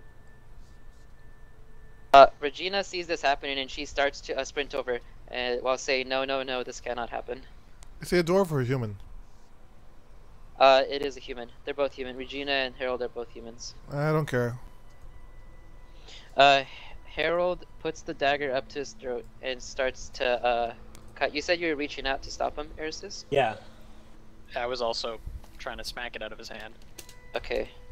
If you're trying to stop him, I would say roll a... Oh god, this is a hard one. I don't know. Strength? I suppose it'd be strength? Oh yeah, you okay. You were successful in getting the dagger away from him, and he crumbles to the ground, just clawing at his head. Okay, I kicked the dagger away from him.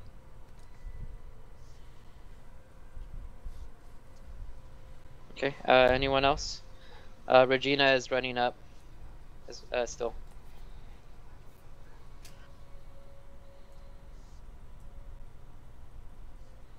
Harold is still screaming, and he just like lets out like a blood curdling scream, still kind of clawing at himself.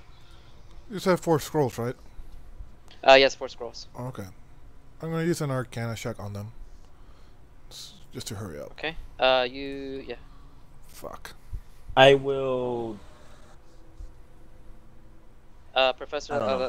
let me say this. Professor Longbottom, you use an Arcana check, and you realize that these scrolls are 4 spells, and that they have Elvish,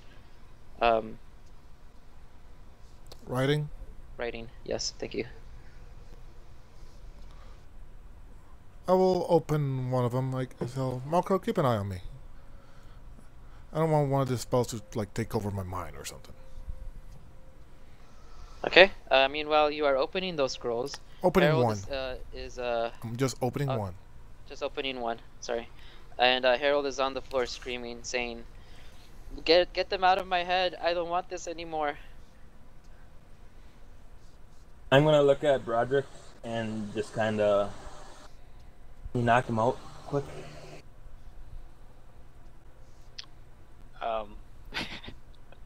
Broderick's gonna nod, Oh boy.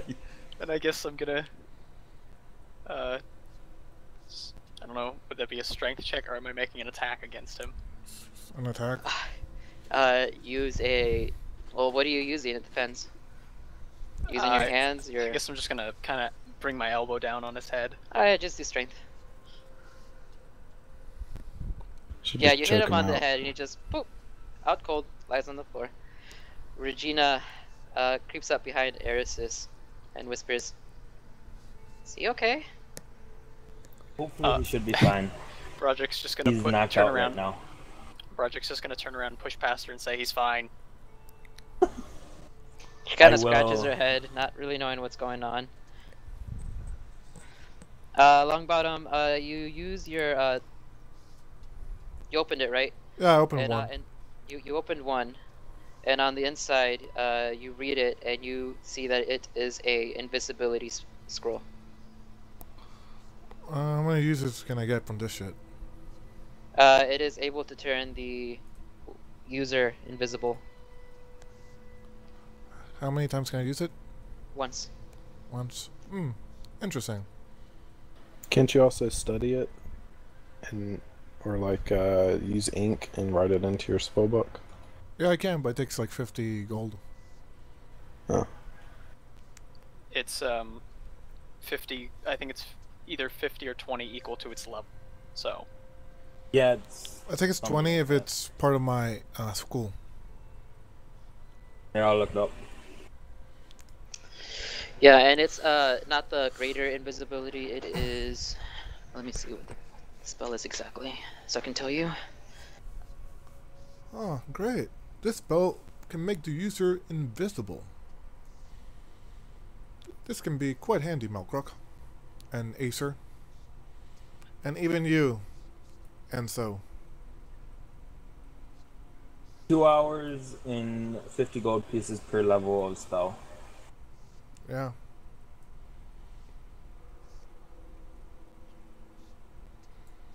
Maybe- Yeah, it's. Sorry, what were you gonna say? yeah. Go ahead. I said Do you I'm, wanna I'm, have I'm a looking scroll for this yet, spell. Chris? It's one of the invisibility spells. It's one of the lower levels. I think it's a 2 or 3. I had it written down. I don't know where I put it, but it's. I'll tell you what it is pretty soon. But you can use those. It's a one use, and if you want to copy it, you can. If you wish to, but it takes time and money, like everyone else said.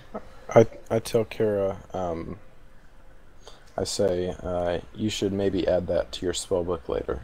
Seems important. But was only like 400 gold there. I would need like more money. But Oh, we'll be getting more gold. okay. I wouldn't worry about it. You'll only need 100 in 4 hours. I pat you in the chest For and keep moving. These are that one scroll is greater invisibility. I haven't read the other ones. Okay. Alright, Regina turns around and she says, "Oh, goody, we got goodies. Are some of these mine? After all, I did help after all." We'll divide them later, Regina. That sounds Right fair now, enough. I Right think we now, need to worry about getting out of this.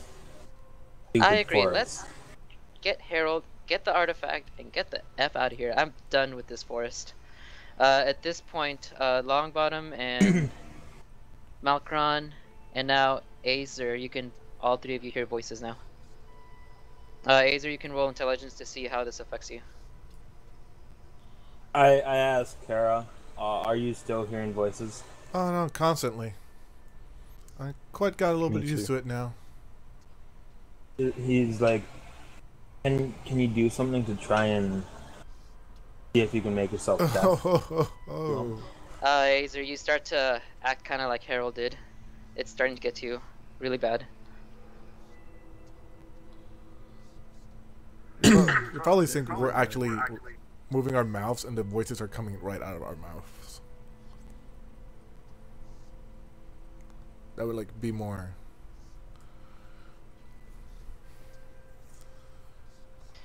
You hear another roar coming from within the forest. This way. Kara, do you think if you made yourself deaf, you would not? Do you think that would? No, I'm pretty sure this is some magical stuff.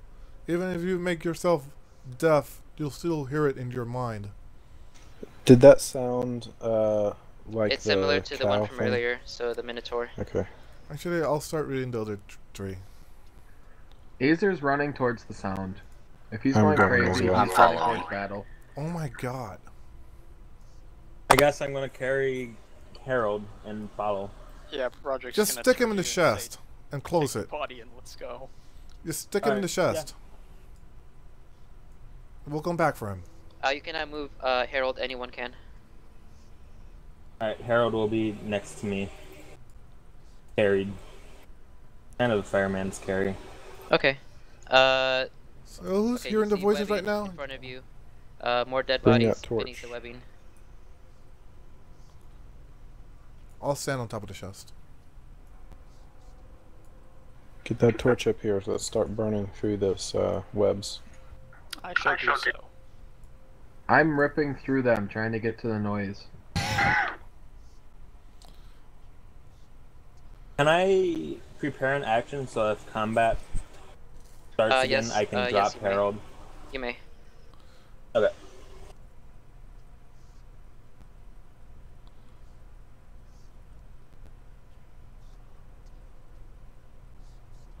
I'll just be sitting on top of this with my legs crossed, willingly, and just hop down. Whoop. You. Oh, hold on. Give me Actually, a as I second. look at this dead bodies, are they all humans, mostly? Yes.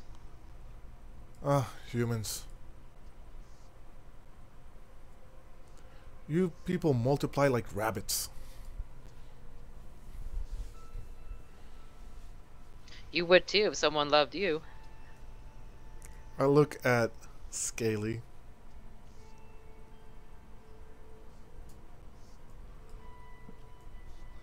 Also, that was Regina talking. Yeah. Yeah, I know.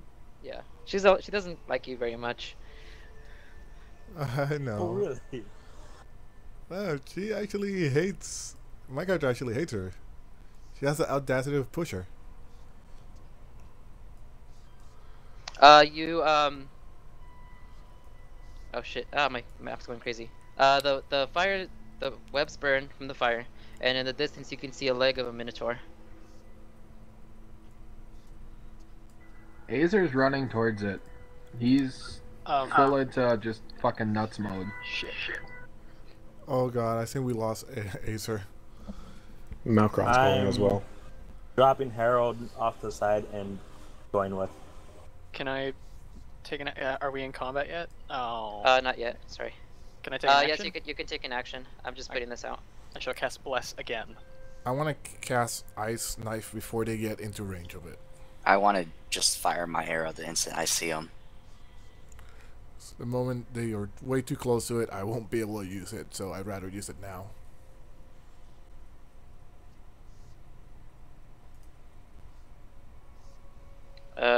Okay.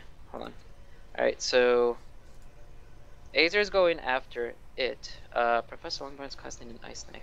My last first level spell. Wait, I have to go after the Minotaur? Well, I was gonna roll the initiative before we actually did any actual combat. Well, then we wouldn't be able to take any actions. I'll just use that Oh, okay, roll. sorry. I see what you guys are saying now. I was just a little confused. I was like, what are you guys talking about? Alright, sorry.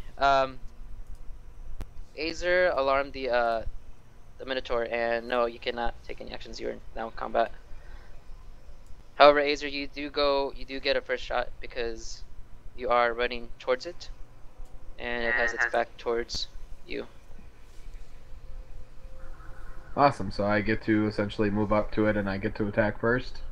Yes. You're kind of Okay. frantic, so I'll let you attack first before anything happens.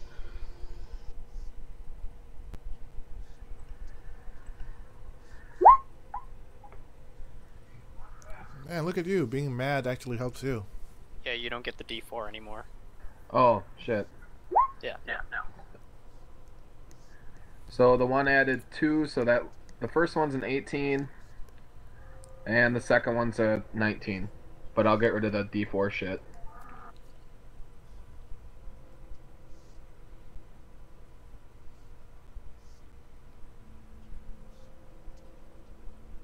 Okay, upon hitting the Minotaur lets out another shriek and turns around in reaction, seeing the party. Now initiative. Yes, please. I go first to go last. Malkron, you're not going to participate in this fight? That's not what I was saying. You said no, No, because I thought we were already in combat, so, and he hadn't rolled. Oh, no. Yeah, somebody was talking to me. I wasn't paying attention. Yeah, now we are in combat. Is everyone rolled? I think so.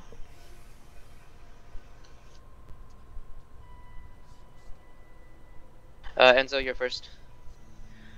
I'm gonna move over here, get a good shot on the Minotaur, and fire my crossbow.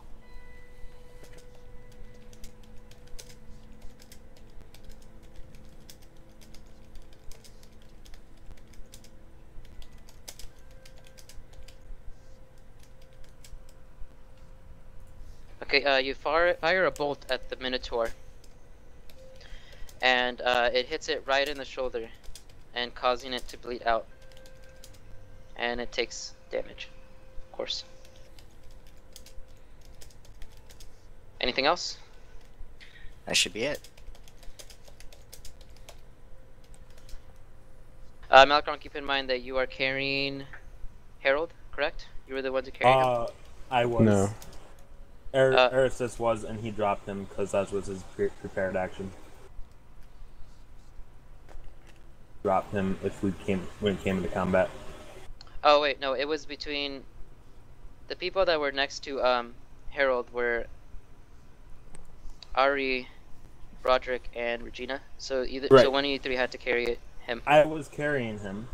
Erisys was carrying him, Oh, okay, but he prepared an action to drop him if combat started. okay. All right, Malcolm. So Harold got unceremoniously dumped on his butt. Is the Alright, Minotaur sounds good. taking up 4 squares? Yes, he is.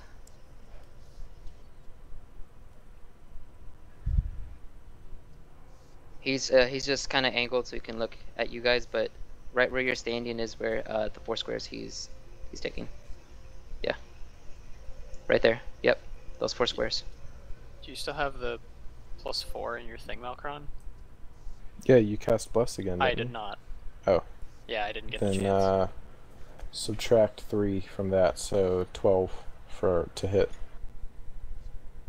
You reach out your longsword, and the Minotaur deflects it with his spear. And completely misses. It does not make contact at all. Is that it? Yeah, that's my turn. Sweet.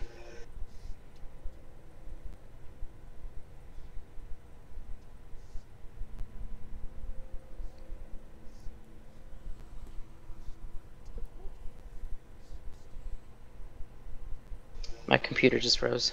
Okay, there we go. Alright. The Minotaur starts off by swinging at Malkron.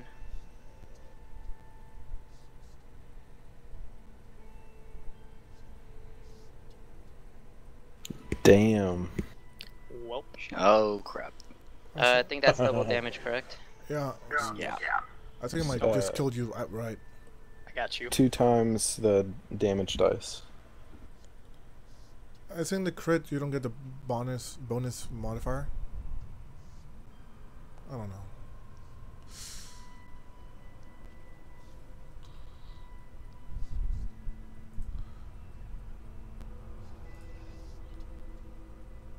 So that's 13. Yes. And Longbottom, well, I'm not sure what you were referring to. No, forget it. I'm at 2 HP. At the sight of the Minotaur, Regina becomes afraid, turns around, and begins to turn back. Fuck this shit, she says, and she runs away. I will say, it's okay, you can run away. As she... No, never mind. Never mind. Yeah, Regina's kind of an interesting character. She's very cowardly. Longbottom, you're next. Ice knife. Tag it with everything I got. You're not gonna taunt Regina as she retreats? I did. I'm like, it's okay, you can run away. And then cast ice knife. Oh, nice. I got actually a better roll this time. I'm gonna cast it nice. just behind it, so even if it explodes, it won't hit Malcolm and the others. So it's gonna hit it with the 23, I guess, and the Dex save.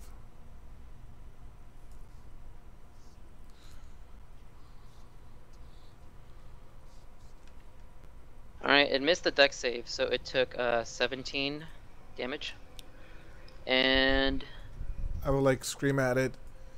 You beast, don't you dare lay a hand on my champion. Pick on somebody your own size. And I point at Ari. Yeah, how tall is this Minotaur? 4 this fucking Minotaur is squares. not that tall. You also notice that he's very ragged, as if he's been through some stuff. So it's not the same as an ordinary Minotaur. It's kind of worn down, and yeah, not that tall. I'd say it's about a little bit taller than Erisys. It's about like Eris 6 foot. stands just under. Eris is 6'10". Yeah, so it's about like 6'11", 7 feet. And I kind of say to the party, Not and that bad. that's why we don't give money before we leave this place. Because if we would have given money to Regina, we would have lost that. And I scream coward.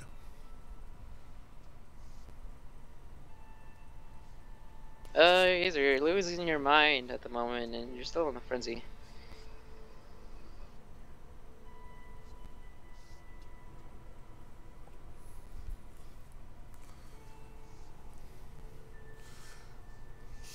Still just attacking the shit. You hit it with your unarmed strike, and as you do, you hit it with the javelin first, right? And the javelin missed. The Minotaur deflected that. You go out with your unarmed strike and strike at the Minotaur through an opening that you see when he deflected your javelin, and you manage to cause some damage to it. It keels over a little bit and glares you right in the eye.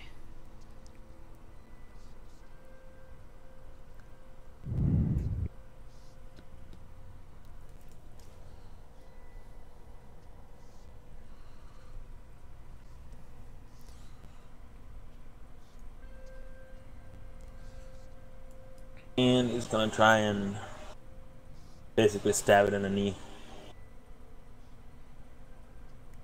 Before you are able to hit it, the Minotaur looks at you,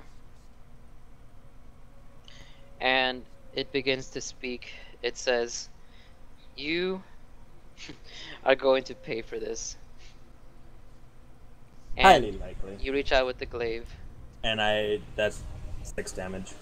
You reach out with the glaive and put the finally blow on it, and it dies. Before it dies, he says, "This isn't the last of it," and he dies.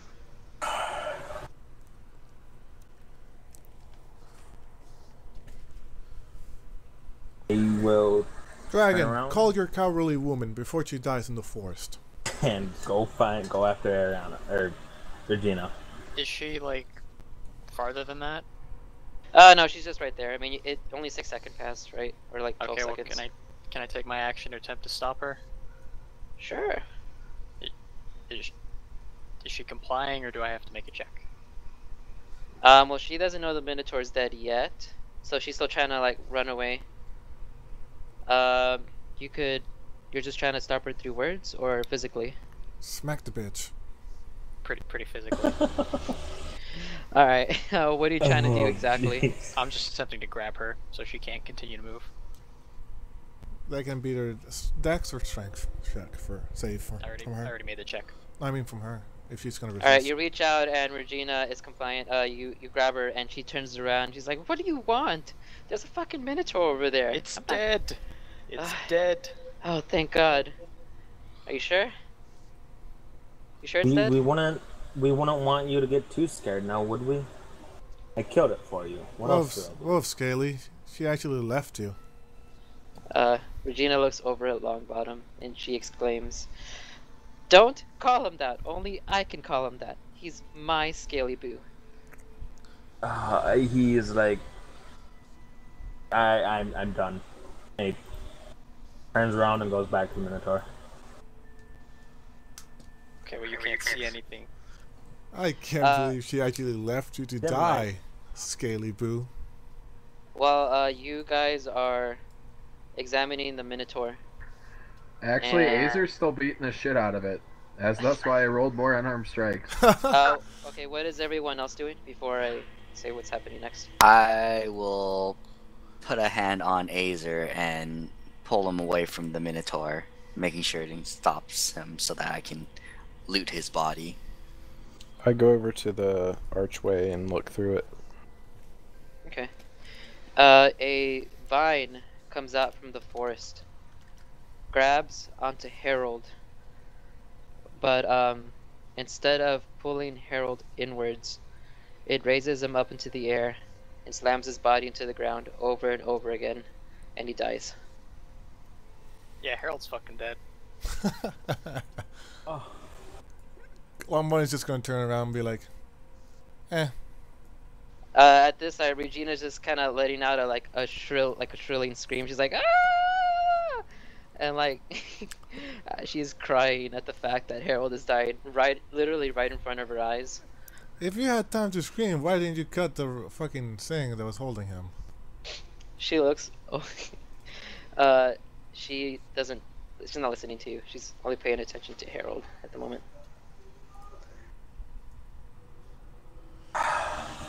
Malcolm, be careful with that door. We don't want you getting sent somewhere else. Tell everybody to stay away from the trees. They might attack you. Broderick's gonna attempt to console Regina by saying, "Get a hold of yourself. Everyone dies eventually." Icer is half health, right? Malcolm, when you look through the gate, you see a cage in the corner of a person. Everyone else, what are you guys doing? I'm checking the Minotaur for anything valuables. You search through the Minotaur, and you find his body to be completely empty. And as you touch him, you see his body disintegrate into dust and absorb into the ground. I'm getting a bad feeling about this, guys. Broderick's gonna attempt to console Regina by saying the ever so consoling words, "Everyone dies eventually." I call out to the rest of the group, guys, I think I found Skilk's son.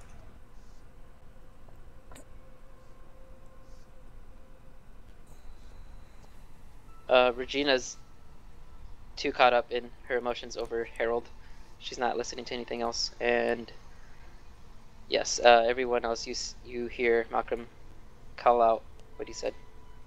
I'm going to walk through the archway. Okay. I'm going to walk as well. I'm gonna like grab Icer in the arm, like get a hold of yourself. And he's half elf, right? Who? The monk. Azer or Enzo? Acer, Rain. I'll also say that we've been playing for 4 hours now. We're actually right at the edge of where I want to get to. If you guys want to go for another 20 minutes and then stop, I'd be fine with that. Or we can hold it off here till next time. It's up to you guys as a group. Sounds good. I can go for another 20. Good. I'm Okay. good for another 20. Works either way. 20 Okay. fine. That Okay, whole great. thing was actually pretty great. I love how he dies. Enzo and Ari, Erisys, you walked through the gate just fine. Malcolm and everyone else, you are outside of the gate. So before I walk through the gate, I'm gonna call back to Broderick, and I tell him, make sure Regina doesn't leave. She has the keystone that we need. Fuck yeah. Broderick, do you want to hold the keystone and wait outside?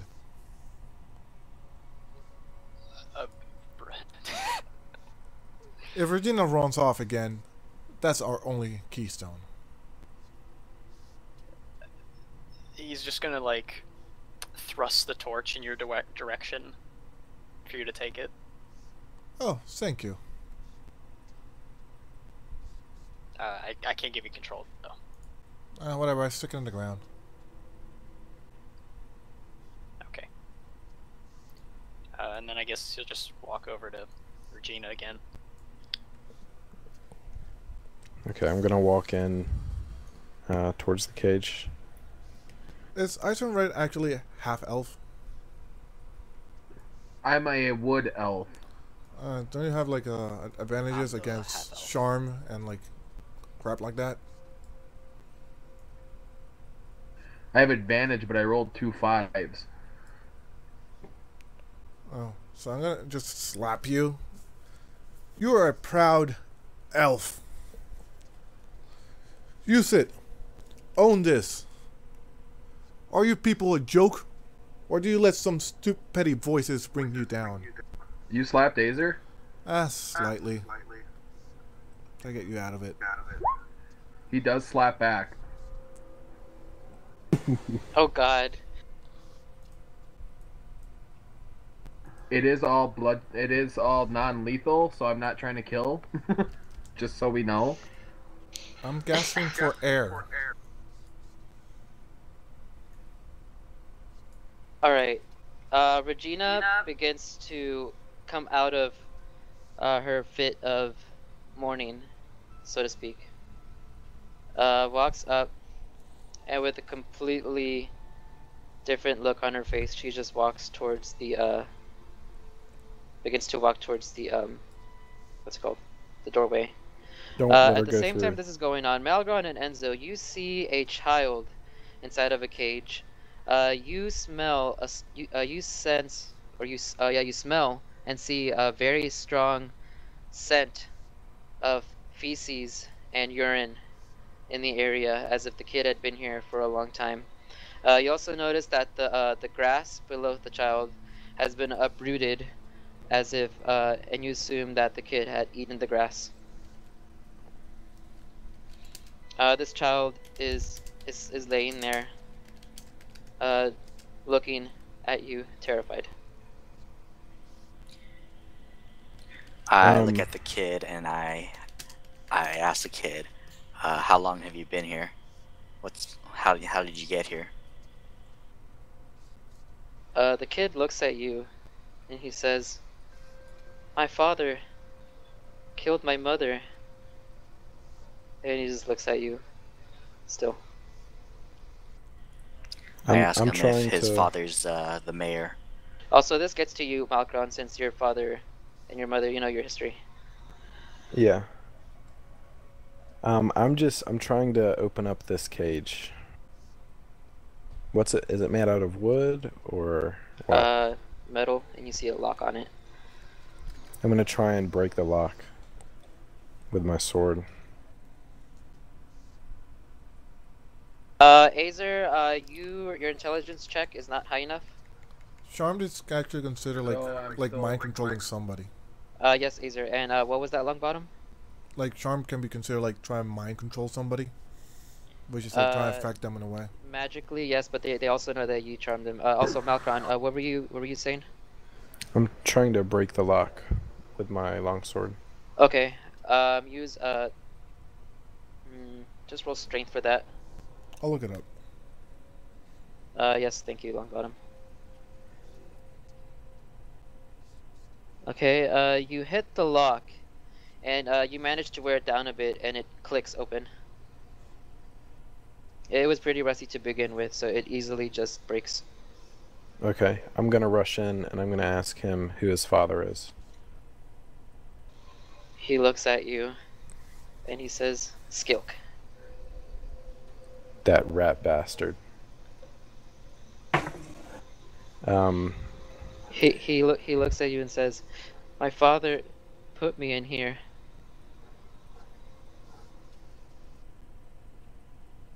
Why would he do that? He said, "I'm a disgrace to him. That he doesn't love me anymore."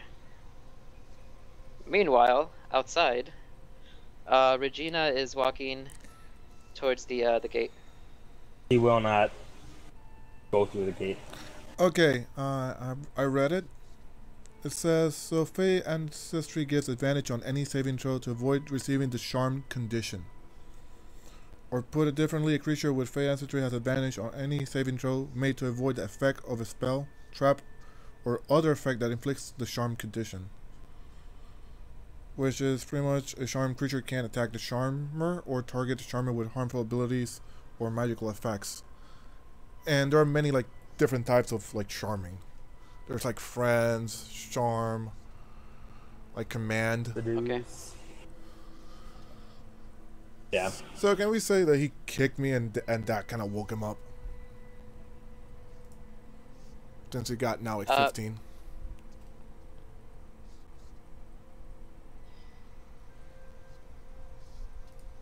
Azer. Yeah, I'm here. Upon hitting Longbottom, I'm just gonna allow it because I'm not trying to run over on time and keep you guys here longer than I want to. You break out of the hold of whatever is going on in your head, and you realize that you hit your,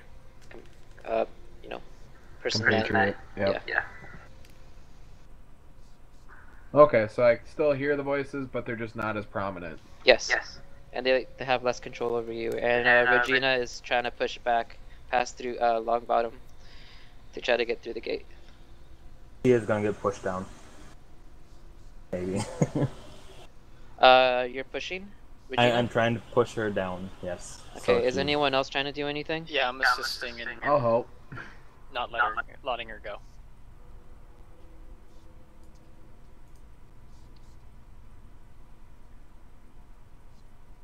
Yeah, you successfully are able to pin her down. She doesn't say anything, which is pretty unusual. Just a blank look on her face.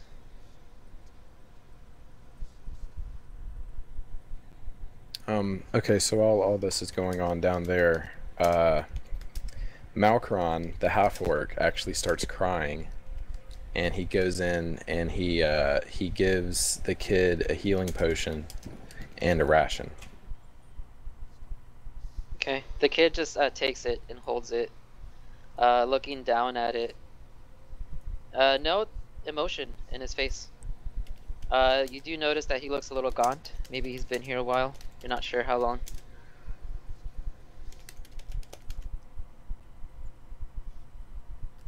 Anything tell else? So Enzo or Malkron? he didn't drink the potion or eat the food? No, he's just holding it. I asked the kid if he knows why, like any specific reason why he locked you up in a cage here, besides not wanting you. The kid looks at you and says, "My dad just doesn't love me. He doesn't want me anymore." So you don't know anything about an artifact?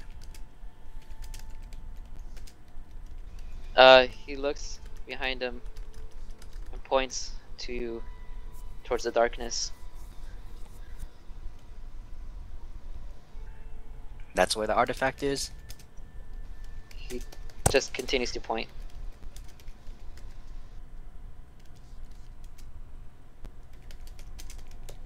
I'm going to head off in that direction to scout ahead and see if the artifact's there or not.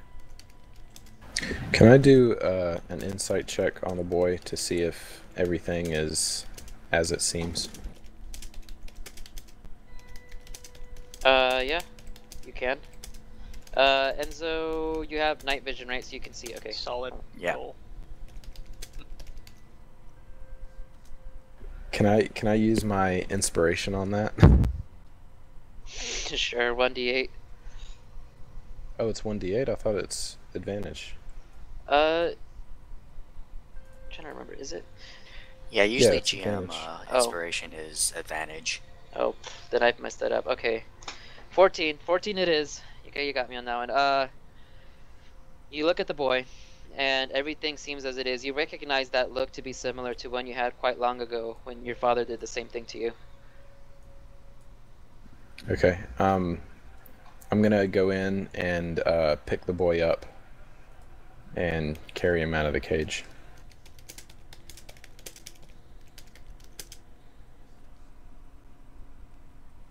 Alright, you should be able to control him in a minute. Alright, what's going outside the gate with the group? I'm just kind of standing in the gate watching Regina.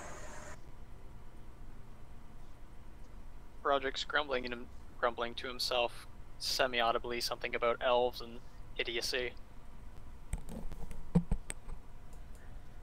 And me and Miss Longbottom are kind of going at it with Azer, thinking it's a fun back and forth. Yeah, alright. Enzo, you see the artifact in front of you. You see a blue orb on a table. Okay, I'm gonna cautiously approach it and try to see if there's any like traps or anybody around the area. Roll a perception. You look around and you listen. And you use all your senses to the best of your ability, and you sense nothing wrong in the area. Okay, I'm going to pick up the artifact and try to carry it with me to Malkron and Longbottom. Okay. Give me a second. Alright, you pick up the artifact and you hold it in your hand. And you're now carrying it back.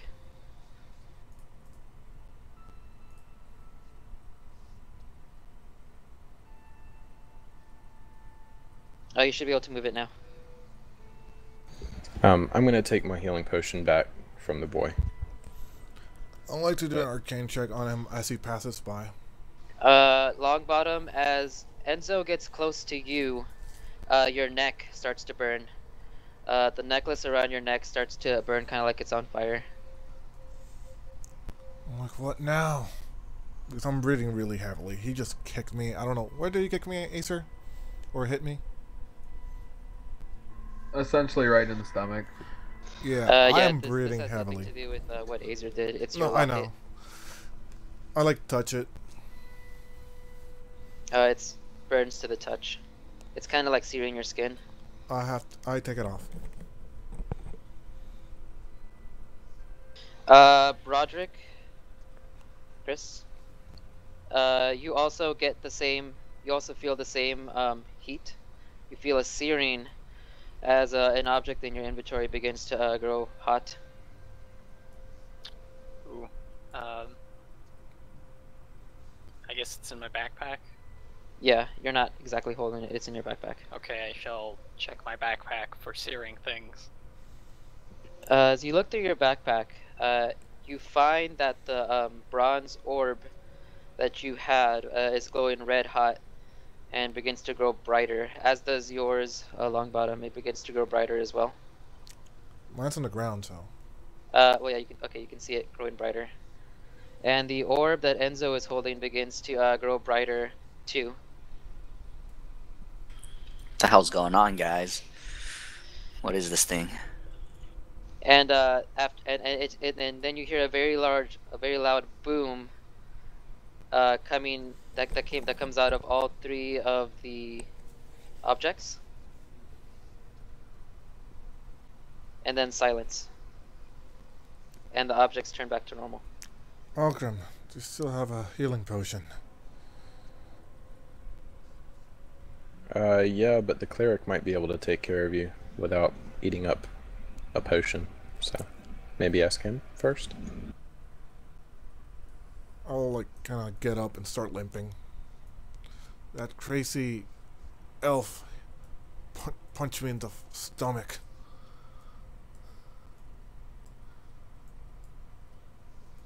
Okay. Anything else? I grabbed my locket. So, Okay. on the way, obviously. Alright, guys. We got the artifact. I say we get out of here as quick as we can and, you know, deal with everything else afterwards, because I don't want to stay in this force any longer. I agree. Noble I elf. agree. Who has the what's it called, the square, the cube? Regina does. Okay. Regina grabs the cube and throws it through the doorway. Oh, damn. Oh my god. Can I make a dex check to try and catch it? Only Erisys can, because he's the only one in the third projectile. That would be like a save. Oh fuck. The cube goes through the doorway, and then it like lights up. There is now a what's it called, like a layer of light coming right in the middle of the doorway. kind of like glass, but it shimmers. Do we see it from both sides? Yes, you could see it from both sides. Also, Longbottom, as you picked up your locket, you noticed that the engravings on it have changed, and now there is but a single symbol on your locket. Broderick, you noticed the same thing as well, and there is also a symbol on the artifact too. Is it an elven symbol? It is a symbol that none of you have ever seen before. I can draw it if you want. Sure.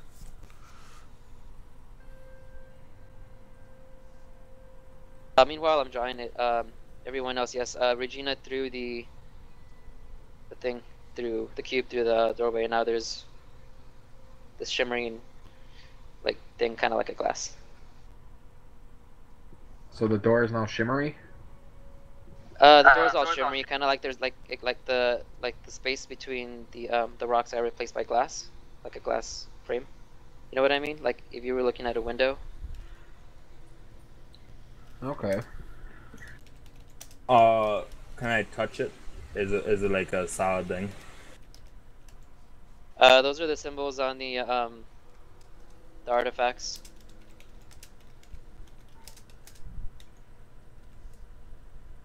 That one is Kara Longbottom's. That one is Broderick's.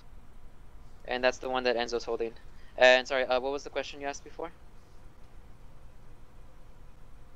Is the new thing in the doorway, is it solid? Can I touch it?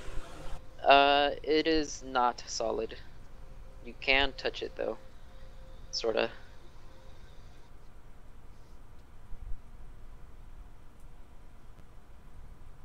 I'm gonna step through the doorway and see what happens.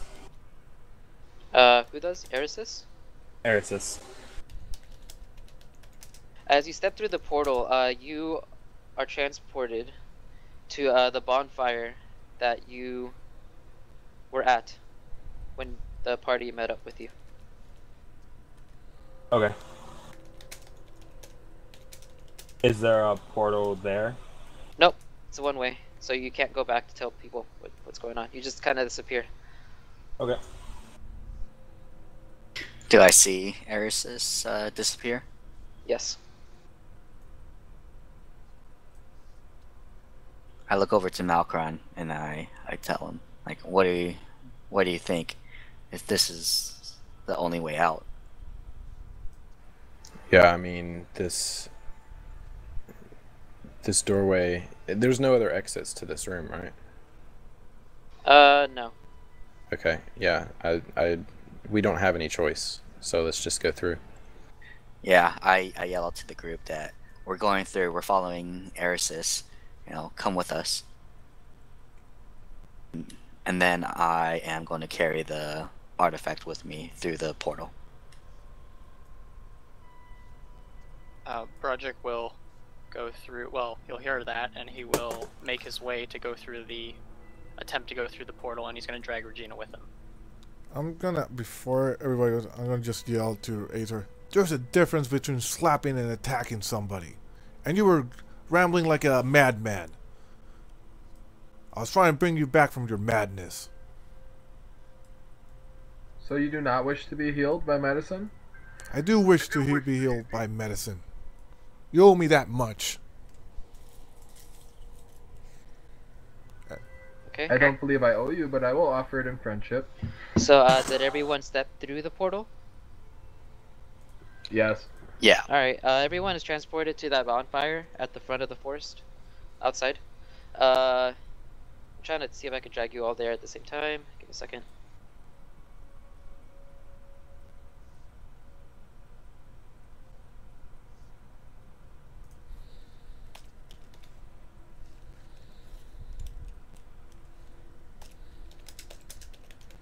I think that worked. I'm still in the same spot. Same here. I copied and pasted. Oh.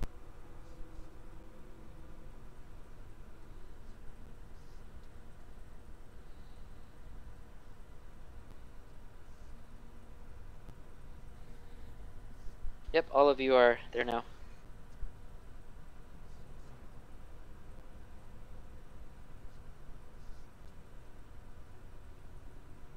Is it day or night? As you exit the forest, you see the bright light outside. It kind of takes you all aback, as you haven't seen light in quite a while. Yeah, so that's what's going on. And you all made it through. And the voices stopped. You see the bright light. Thank God. The child is also with you. Regina made it with you. Harold did not make it. He will be remembered. Not really. Who? Harold. Who? Yeah, we already Harold. forgot. Who? Who? Oh God. Yes. So I'm gonna give the boy some water out of my water skin, and I'm gonna encourage him to eat and drink.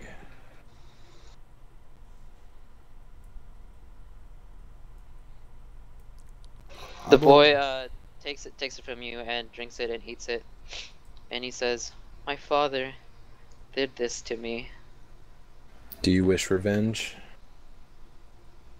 Who's asking? It's me, Malkron. Malkron. He looks at you and he says, "No, I love my papa. I don't want him to die." I don't think anybody's Where- responsible for Ah, what they do in that Jesus. forest. Regina's like, "The fuck with that? I say we go and skewer this bitch." I look at Regina and I ask her why she threw the cube through the gate. How She did looks she at know you to and do says, that? "What? What are you talking about?" How did you know to throw the cube through the gate? I don't know what you're talking about. Last thing I remember, Harold died. Needless to say, that was your fault. He's gonna step up to her, brandishing his glaive. How did you know to throw the cube through the doorway? Scales, what's with this aggression? Just glaring at her, waiting for a real answer. Do an insight check on it. Yeah, you gotta actually do an insight before you try to murder I somebody. suppose I could do that. Fuck. Apparently You not. don't know shit. No one's lying. You No, know dude. nothing Well- of what's going on. Nobody's lying, or they're probably lying. You don't know. I think I just turn Enzo off and and Acer, walk away for a little bit. Enzo and Acer can do one too, because they're kind of there. Regina looks over at Enzo and says, "Ooh, goody, is that the artifact? I say we go secure Skilk and go to the mayor. Get this fucking done with. Heard that, Erisys? Our mission is done." I push Regina away from me and make sure that she's at a distance away from the artifact so she can't grab it. What are you doing? I don't trust you. You have been a pain in our ass this entire time, and you don't remember anything about throwing the cube through the gate. I don't think you should be anywhere near this artifact. Azer, you made an insight check, and what exactly are you trying to check for, Azer? I'm not understanding. Well, I saw her throw the cube in, so I can't believe any reason why she would be not telling us that she threw it in. So I'm just trying to see what she's why she's not telling us. As far as you know, you see that her actions right now are being genuine. Okay. Enzo, you are not sure. You're not convinced. Regina looks at you and says, "What? Scales, what? Convince them. I don't know what's going on. Harold died. And Skilk put that boy in a cage. We have to kill Skilk." Skilk was working with the mayor, Well, then so what we does that can't mean give then? it to the mayor. And we're gonna blame a man for being in that forest after half of you guys went crazy in there. And I point at the monk. Regina is just pacing back and forth. She's like, fuck. What do we do? Well, we have the artifact now. There's a third party in this Yeah. deal. A I third don't party. trust her either, though. I'm thinking that that's a better course of action than taking it back to the mayor. Well, we definitely know that the mayor and Skilk are not good people as of right now, so but I don't know about the other person. I say we Regina. invite them both parties of this, Gilk and the mayor, and this new person. See what they have Actually, to say. I want to do an arcane again on that kid. Well, first, let's resolve what the person said first, and then we'll do your Arcana check. Okay. Okay. I think you're trying to check if the kid has anything magical. He does not If have it's any sort of magic on him. no magic? No. Okay. Okay, so Regina starts to put her input into this. So you're saying that there's a third person that wants this artifact? Well, no, a second person. A second person? Yeah. And you want to invite both this person and the mayor? I don't. But I want want to see what they have to say about. I want to see what they have to say about having different people heard wanting this. I've heard all I need to from the mayor and Skilk. At this point, Regina just kind of sighs. She's like, another mission. Okay, whatever. Just decide, and I'll do it. I think we should go towards Skilk. But if what you're saying is the mayor can't be trusted, then why would we go to him? Let's see what the second party has to say.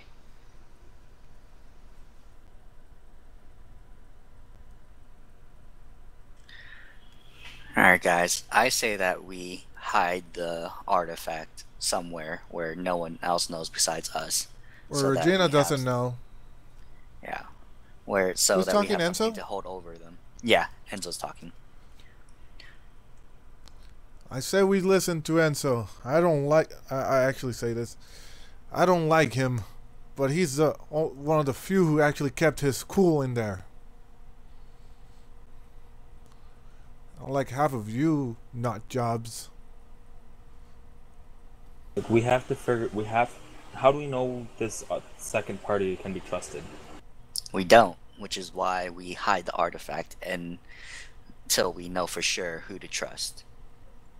Probably me. I agree with that. Let's hide the artifact.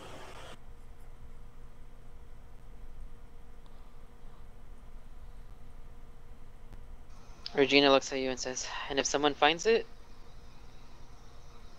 Someone like you. Oh, that's quite boastful of you now, isn't it? Yeah, When Regina says and if somebody else finds it, Eris is just gonna snarl. Is all the answer she gets. Since we're taking a short rest, I'll just use a hit die. While we're talking this shit around, so. That's fine. Longbottom. Regina says, well, whatever it is, we need to act quick. I still think we should go to this Skilk guy and deal with him first. We have his child here. What are we gonna do?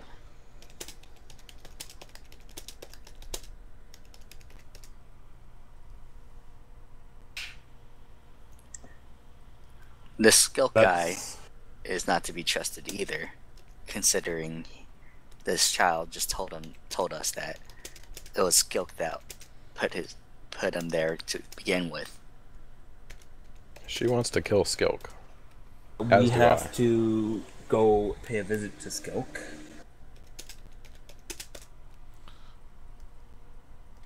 That's what Regina wants to do. I don't write punk. I actually write for a slash. How do you what? A rap for a what was the word? Puncture. For a punch. Okay. It's just out of game shit. It really doesn't matter. Yeah. Alright, Alright, so... I suggest to the group that we find a place to hide the artifact first. And then I look to Regina and I say, but she's not allowed to know where it is. Neither she does the gives you a kid. glare, and she says, okay. I see how it is. I don't know why we have to hide it. It's not like we're just gonna give it to somebody if we don't want to. I suggest Yeah. I carry it. Well, I'm just thinking in terms of if they decide to attack us or ambush us and like steal the artifact on their own. If they do that, and How we do we have know the they're artifact not and we have watching something us to right hold. now? If they're that stupid to attack us, then they deserve the death that they'll receive. I just look at who was saying that? Malcron? I just look at Malcron and say, don't be so stupid to think that we're invincible. You know, they can. There's plenty of ways to attack us and take us out if they wanted to. Well, we have to be one step ahead of them. if they're that strong, then they could have gone in and gotten the artifact themselves. I'm Yeah, still all up for killing Skilk. I don't care about this artifact anymore. Erisys, this was your mission, not mine. I only came here to support you, because you know I'm always supportive of you anyways. Do you ever shut up, woman? Shut up, Longbottom, Professor, quote unquote. Why do you want to kill Skilk so bad? What's it to you? When I was young, my father did something similar to that happened to this boy. I have strong amount of hate towards any sort of domestic abuse like this. You can't just leave it go unpunished. Look at the poor kid. He was left starving in his own feces, for God's sake. For once, I agree with the idiot. Thank you. But no thank you. I'm for hiding the artifact and going and paying Skilk a visit. I say we That's my ask goal. him. I do not care about humans and their stupid trivial things. But what I know is that that force can change a person. Even an elf. If an elf can succumb to such evil in there, a human mind is just like a glass. So I'm not surprised that he probably tried to kill his own flesh and blood in there. So I'm gonna ask the kid to tell us how his mother died and why his father put him in the woods. The kid looks at you and he says, my father told me to follow him in the middle of the night, and then he put a bag over my head. He tied my hands up and told me that if I made a noise, he would kill me. As we were leaving the house, and he begins to tear up right here, I heard my mother scream that she didn't want me to go, and I heard my dad pull out a knife, and her body hit the floor. Let the bodies hit them. Two great I'm gonna minds try think and alike. console the kid and ask, how could you not want revenge for this heinous deed?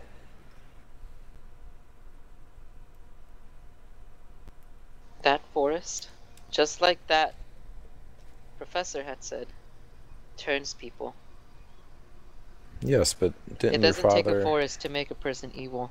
didn't your father do all this before he entered the forest? The last thing I want to do is be like my father.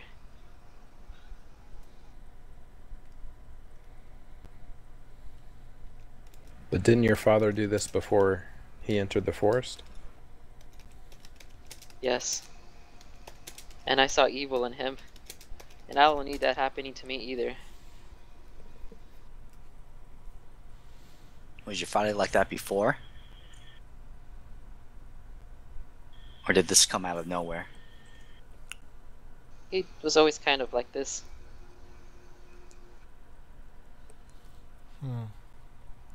Interesting. What would you like to do? Would you like to be returned to your father, or do you want us to find a place for you? Yeah, return to the guy who just put him in a death cell. It's his decision. The kid looks at you and says, I just want to come with you. My dad doesn't want me anymore. Well, Whatever you decide to do to my father, I can't stop you. I know that. But I don't want to see him again. well, you can't really stay with us. We're involved with dangerous affairs. on a regular basis. It wouldn't be any place for you. But we can find a good home for you.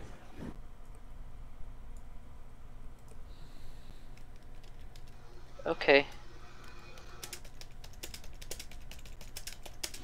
Alright, so I suggest we find a place for this boy first, and then we deal with the other affairs. Regina's like, nah, let's scare the bitch. I want to poke him right through. We'll deal with that in time. Let's take care of the kid first. Fine. So, trio? The trio? Are we thinking Yeah. of hiding the artifact, or I don't want to. Let's just keep it. Keep it with us. Sure, we can protect it.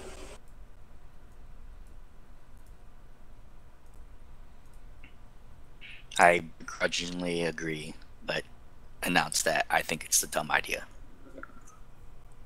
I'm just looking at it. What are you looking at? Longbottom? The blue orb. You look at the blue orb, and you sense a great power within it, as well as the symbol that you saw earlier, the squiggly lines. I kind of like pick up, like, pull my necklace and like kind of wave it close to it. Nothing.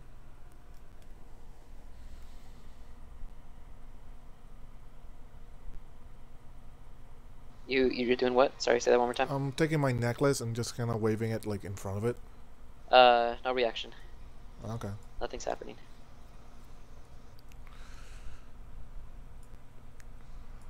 Alright, I say we visit Helga first and see what she says about this. Yeah, maybe she knows of a place for the boy to stay. Sure. Let's just get rid of the kid already. Alright. The trio we go. Here, Enzo. You can carry it. Alright. You guys get to pick one destination to go. Helga's. The barracks jail is not available. I'll let you know that one. I don't have the map for that right now. Where did Helga say that her house was? The closed off house. Okay, let's go there. Or I vote for us to go to the closed house hall. Yep, I agree. Very well. At least I recovered one spell in that short rest.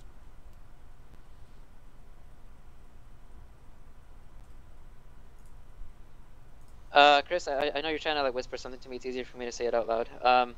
What I'm trying to say is that now that the symbol is on it, the fact that the symbol is on it, the symbol looks more familiar to you.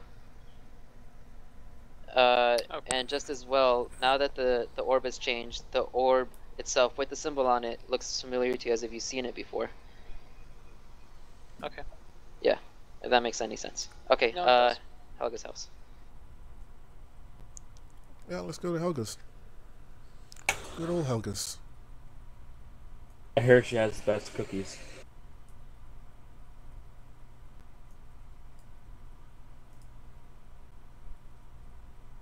Okay, can you see the house? Yeah.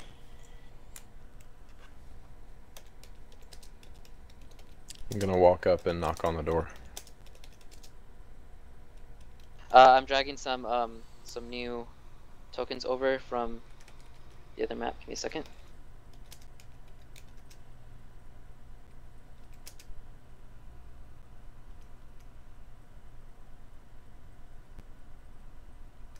I can tell you what's happening. Is okay. So you go near the door and then what? Gonna knock on it.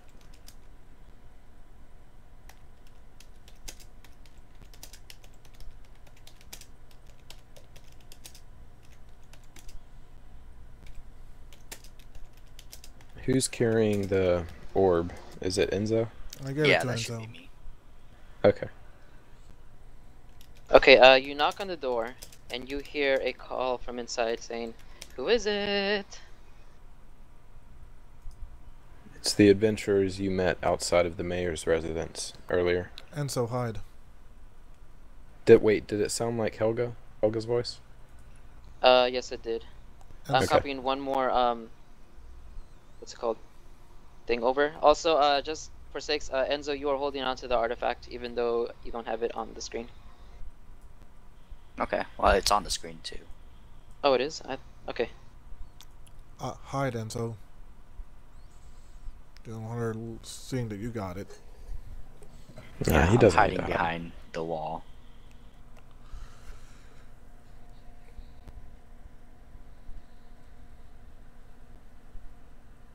Okay. What was it you had said earlier about the door?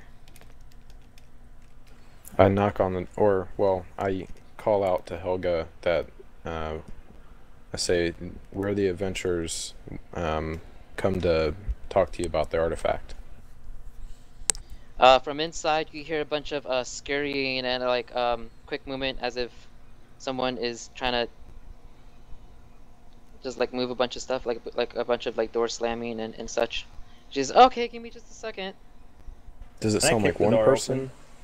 Does it sound like one person doing this, or a lot of people doing this? You hear like 3 different sounds going on at the same Can time. I try and kick the door open?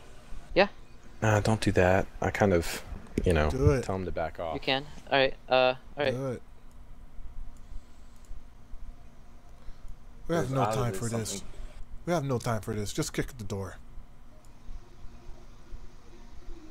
Are you guys gonna kick the door in, or is someone gonna stop him? I'm gonna try and stop him. All right. A challenge of strength. Yeah. You stop the Dragonborn from kicking in the door. You stop Erisys, I mean. And then Helga comes to the door and opens it up. When she opens I the door, she immediately, sees. Push my rapier up against her neck, and push into the room. Jesus, guys. God. Okay.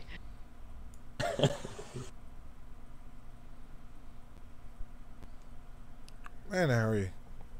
Is the half elk with an intelligence half orc with an intelligence of 4 really the smartest guy here? No. Don't discount me. Karis actually, I think, one of the smartest in the group. I'm not being an asshole yet. I asked You... her where the rest of the people are inside here. We heard other people scurrying around. She looks at you and says, "Boy, put down that rapier." And I tell her, I'm the one giving orders here. If you Enzo, want me to put down the rapier, you better be telling us the truth and everything that we want to know right now. I Which put starts my- off with where are the people in here? as he's doing this, I put my hand on his shoulder and I tell him to calm down.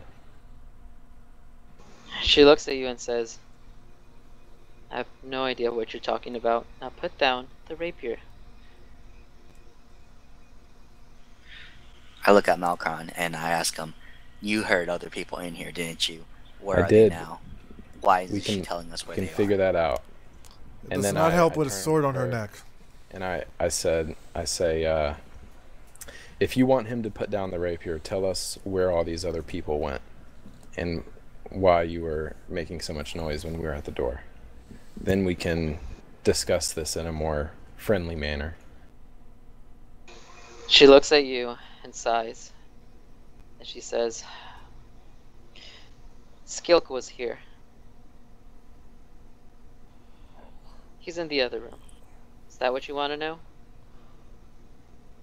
Why Skilk here? He was asking me questions about you.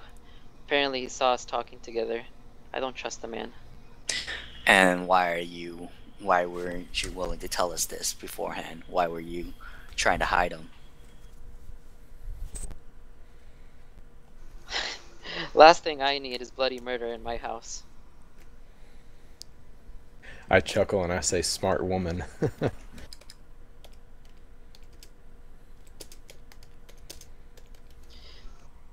I may not be the wisest tool in the shed, but I know better than to think that if you're coming in here with your rapier upon my neck, that something has changed. Oh, there's a lot that has changed. And then I motioned to Erisys to look around the room for Skilk and find him.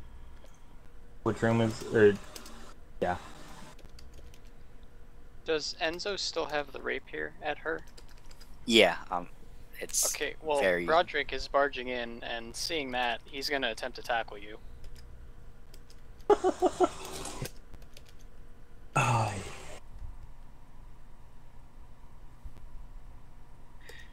Can I use my dexterity to see if I can dodge out of the way? You're trying to tackle him? Okay, yes, you can use a dex save.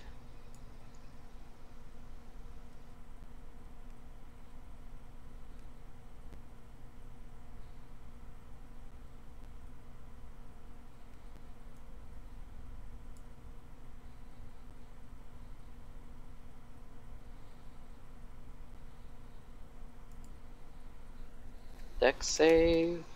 No. What was that? Sorry. You said you're trying to use a dex, right? So, yeah, you can do a dex save to dodge out of the way. There you go. Yeah, you dodged out of the way. Helga says, whatever you're gonna do, do it. If you're gonna kill me here. But I tell you, you'd be making a mistake. Where's Is that Skilk? boy? Is that Skilk's boy? Oh no. Oh no. You must get him far away from here. Why? Where- What's wrong with Skilk's boy? Skilk wants to kill this boy. Yeah, fat chance of that happening with us here. He's under our protection. Oh. Oh, and here I thought you were trying to deliver him to him. Very well. No. Actually, we came to you for a couple things. But first, I think Enzo needs to drop his rapier.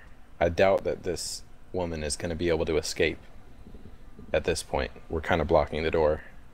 And she seems on the up and up. I put away my rapier, then I look at was it Malcolm that was speaking? Yep. I look at Malcolm and I say, "You don't know anything for sure. You're too trusting of a guy." And I walk away and sit at the table. As you're walking away, I call out, there's only 3 people that we've had any contact with here, and this is the only one that has yet to lie to us.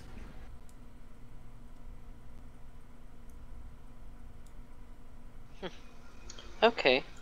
So what do you want from me?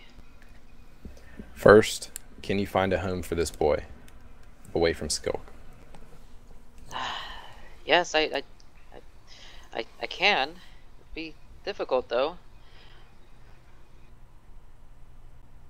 Yes. Actually, you won't have to worry about Skilk for much longer anyways. So, on to the next topic. This orb, you need to tell us what it can do and what you're going to do with it if we give it to you, and what you'll give to us if we do give it to you. I told you before, and I told you quite earnestly, to undo the curse on the city, and to undo whatever magic the mayor might have onto him. Also, you said that Skilk was in here, in the other room. Where is he? Oh, the door to the right, if you must know. Can't stop you now. No point in trying to hide him. I call out and I say, don't kill him yet. I asked Helga, "What about the other person?" There was one more. You can look around. It's nothing but me and him in here. Then why did we hear three people scurrying around here?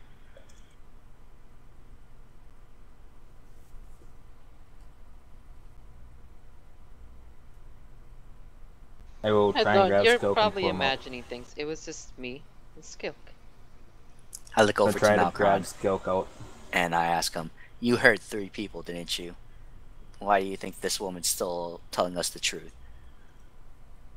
As you're dragging Skilk out, Skilk says, no, let me go. And he's just kind of flogging about as you drag him out into the room. Tie him up and gag him. We'll deal with him later. Acer, go Alright. check out the other room.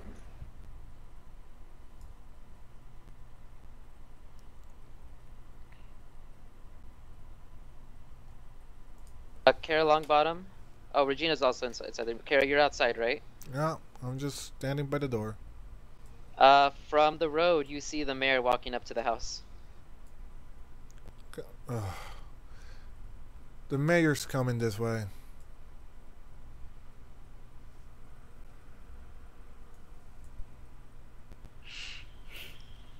I say that we hide and have Helga bring him in and then capture him. He already sees Kara. I'm probably Molrock. There's no use in that. Just let him in. Yeah, Kara, you're outside, correct? Still. Yeah, well, he gets closer. I'm just kind of backing off into the corner. Okay. The mayor comes up to the door and he knocks. Knock, knock, knock. Kara, I know you're in there. I see you guys are back now. About that artifact. Please come out.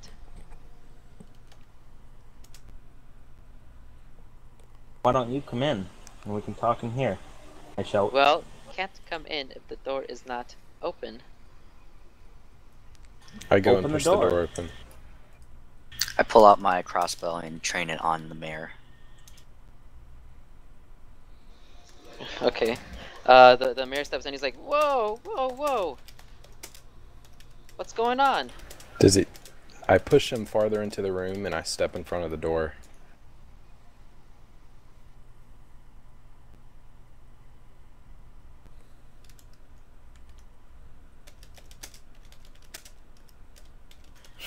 I say, now that we have all people here, minus the one that's we still haven't found yet, I want to know what exactly is going on and why that kid was locked up in the forest and you guys tried to kill him. Group And them I together. call out- Group them I together. call out to Acer. Acer, can you go check the other room? Okay.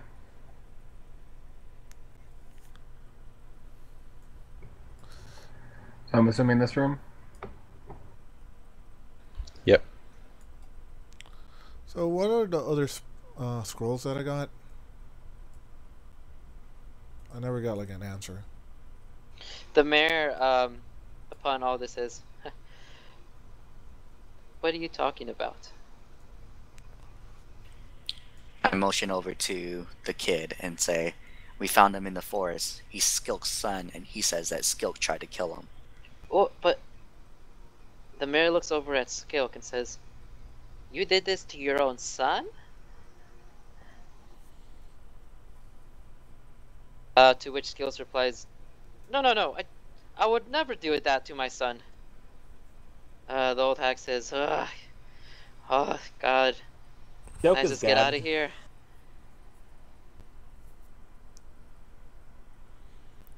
I look over to the mayor, and I look over to Helga, and then I say, this woman named Helga says that you are not to be trusted, and that we should hand over the artifact to her. Tell us why that's wrong, and who this woman actually is. The mayor kind of sighs, and he turns around. Let me turn him around. And begins to walk towards the fireplace. Ah, God, God, God. Such problems in the city. First the curse, Skilk, son, in the forest, and then old hag saying that I'm an imposter? My word is true. What I don't know is why these two are lying. Skilk is infuriated. He says, "No, you're the one. You're the one that's lying here." And the hag says, "Ah, Skilk, shut up. We all know you're the liar here." Somebody should incite the Maybe mayor. we should just kill all of them, and this problem would just solve itself. Yeah, I will incite the mayor. I will incite Helga. Actually, you're silk. inside the Silk, mare. silk. I'll do silk. Okay. Enzo, you incited the mare, and something's troubling. Something seems off. Professor Carol Longbottom, who are you inciting? Silk. You're inciting is- Skilk, and it seems like Skilk seems like he's being genuine and telling the truth. I still don't trust that child. I think he's still a demon spawn. I asked the mayor why we should trust his word over any of these other people. Well, why do you trust their word over mine? I don't trust any of you. But so Well, where does that leave me? Isn't that quite a tragedy? You can't trust 3 people, but yet you gotta trust 1. Sounds like you got a pickle in your hands. I don't have to trust anyone. I can kill all 3 of you right now and take this artifact for myself. Oh, So really? As you say this, Regina is walking towards Skilk. I And will she- move around to block her from close to him. Malkron goes over to the child and turns him around and stands between him and what could possibly be happening over on the other side of the room. I will walk over here, and it's just my gut feeling. I feel it's this fucking kid. He's just... I don't trust this little demon spawn.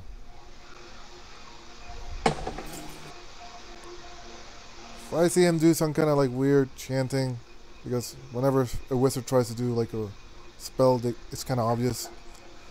I'll fucking kill the kid. I don't say anything about it. I just sit in the corner just looking at the kid. The mayor looks over at Enzo and says, "You're quite haughty and confident that I'm not to be trusted. You think that these 2 have more leverage than I do. I run this city. I'm the one that wants to have this curse undone. Look at that old hag over there. You'd think her, of a lower class, would want anything from an artifact, truly? And what would I get of it? Surely less than her." She claims you're the one who has been involved in cursing your city. Oh, and how would I do that exactly? We don't know. But she seems to know. I think Helga, it's her turn to speak up. yeah, Helga, what do you have to say for yourself, Helga? Helga looks at all of you and says, "You're all damn fools. You're just falling right into that mare's charisma." Well, why don't you you help us see what's going on here for real? Because you've been very vague. The mayor is obviously lying about something. Did you tie the hag up, or is she free? Is Skilk the only one you tied up? I think only Skilk. Okay. Skilk is tied up. I have my crossbow aimed at the mayor, and I don't know what's going on with Helga. She walks over closer to Malkron and says, "Look, Malkron, this is no place for a child to be. Take him to the other room." I call out to Acer and say, "Come get the child." I'll handle the child. I yell out that no, we keep the child here. He can corroborate all these stories. We need to get the facts straight. Doesn't need to see what could happen. Guys, I'm just gonna put this out here. I don't trust this kid. The mayor's starting to walk towards you, Enzo. He says, "Now put I raise my the- crossbow and I like squeeze the trigger a little bit and say, "Not another step forward, or I will shoot you." He puts his hands up. And he says, No. I only wish to sit." I say, "Sit on that chair next to the fire where I can see you in plain sight." He says, "Lower the weapon. Everything will be fine." I fire a bolt right past his head and say, "I am serious." Okay, my action pops off then. I'm attacking you.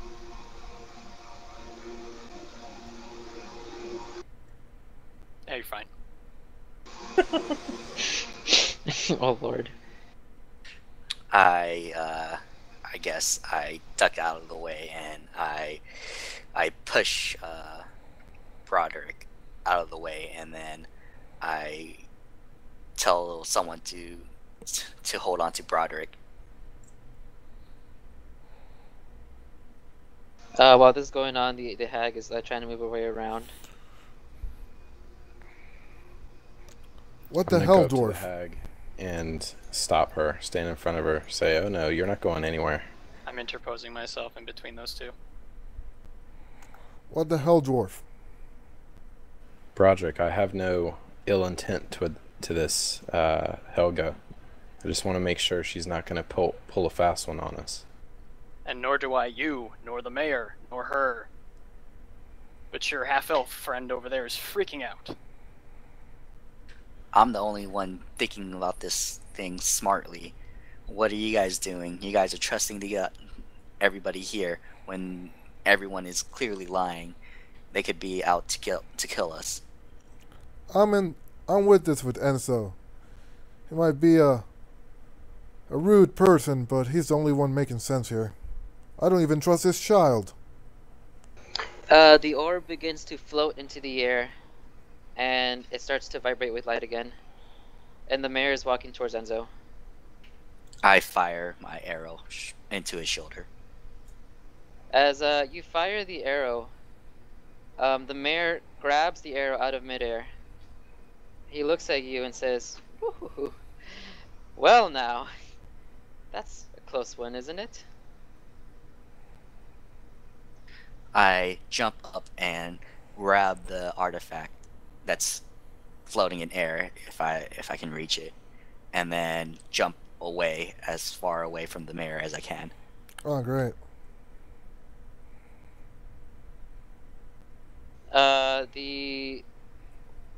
The mayor transforms into a humanoid with wings, Well, and he man. says, "No Step one's over here." going anywhere." And the door shuts closed, as do the other doors. Now hand over that artifact, and no one has to get hurt. So I tried to knock out Skelk as Enzo fired the shot. And when... Sorry, He's already tied up. Yeah, he's already. You're trying to knock him out, yeah, Erisys? I'm trying to knock out Skelk. So I don't have to watch him. Does he look Even more though- like an angel or like a demon? Angel. Hmm. The mayor, well, what used to be the mayor, holds up his hands and says, "Let's just chill out." And you see, like magic start coming out of his hands, and everyone's feet, freeze up. No one can move. No saves for this shit? No saves. I fire my crossbow, my bolt at the mayor again. Enzo, stand down.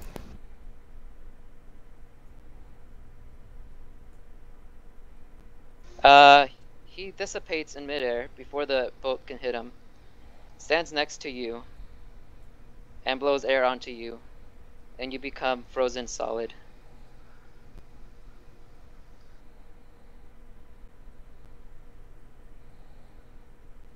Can I speak still, or am I like completely frozen solid? You're like an ice cube. Can't really do much. Okay. I ask Helga what the hell is going on.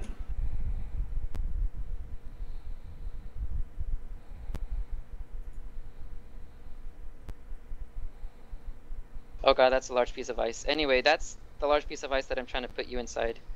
I'll just erase that for now, because I don't want to waste too much time. Just put a symbol or something on top of him. That's it. Okay, now you're asking Helga what's going on. Helga looks at you and says, I don't know, I think we should run. And she starts to bolt for the door. Our feet are frozen Yeah, she's running while frozen. Yeah, well, she's the only one that didn't get her feet frozen. Skilk is tied up, and she's free of mobility. The mayor looks over at Kara Longbottom and freezes her as well. Fuck. Can I, while he's doing this, can I try and shoot him in the back? Who? Erisys. Yes, you can try. You let out an arrow at, I can't Angel. cast shield to protect myself. no, you cannot. You're frozen solid. There's a reason for all this. I'll explain it in a minute. The angel appears behind you, and freezes you too. The arrow misses and hits Kara Longbottom. The arrow just kind of freezes, sticks into the ice. It doesn't do you any damage. Yeah, I was gonna ask about that. He freezes you, Erisys, from behind, and goes up to Regina, freezes her as well. Looks over at Malkron, Broderick, and Azer and says, "Well, it didn't have to be this way." The artifact dissipates out of your hands, Enzo, into the mayor's hands, and as that happens, the artifact shatters and is broken. Dun dun dun. You guys said that I shouldn't have hid the artifact. Hey man, you didn't know, okay? You didn't know. Hey man, Don't I know knew this me. was gonna happen. I had some insight. Yeah, I mean, I knew this was gonna happen. Kara's biggest fucking thing was it's gonna be a demon, not a fucking angel. The angel goes up to Broderick and says, "You have been the biggest pain in my ass for so long, and I'm so satisfied I finally get to do this." And he freezes you. I mean, I did nothing, but okay. Oh, I was the nothing nicest person. Nothing you can remember. You think that I would have fallen to you? Pitiful. And you, Malkron. Oh, you have daddy issues, don't you? Freeze. And he freezes you too, Malkron. The monk is the last guy left. He looks over at Azer and says, "Oh, don't know who your mommy and daddy is? Oh, your ship went down and all your friends died as well. Well, I wonder why. Boom." And he freezes you as well. Now, I bet a lot of you are asking, "Oh, who is this guy? What is he doing? Why are we frozen?" Well, you all wronged me at some point, and now I get to have my revenge. I get to have my good side of the story. For the longest time, it's always been this good versus evil, good versus evil. Ah, to hell with that. For once, I want to be the one to win. And for once, I am going to get my way. So, here's what I'm going to do. I'm going to put all of you in a cave where no one can find you. And you'll stay there for the rest of eternity. And I'll even add a little bit of pizzazz. I'll put a mirror in front of you, and you get to watch your loved ones die before your very eyes. I think that's torture enough for you. And I think that'll satisfy the feeling that I have and the hatred I have towards all of you. Oh, now, Kara Longbottom. Oh, don't know who your parents are. Oh, whatever. And he puts another ice spell on you to prevent you from talking. Now let's go to somewhere a little bit more comfortable.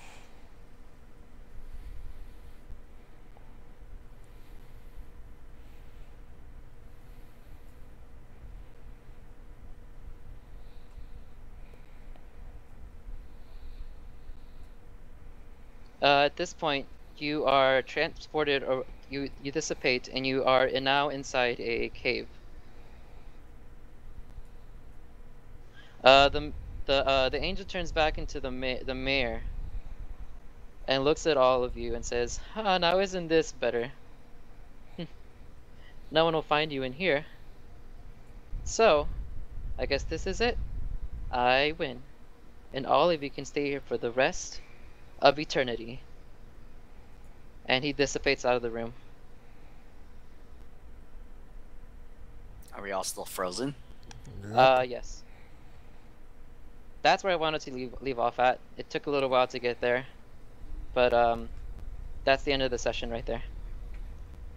Alright. Dun, dun, I don't want to say I told you so, but I told you so. Oh, dun. Shut the fuck up.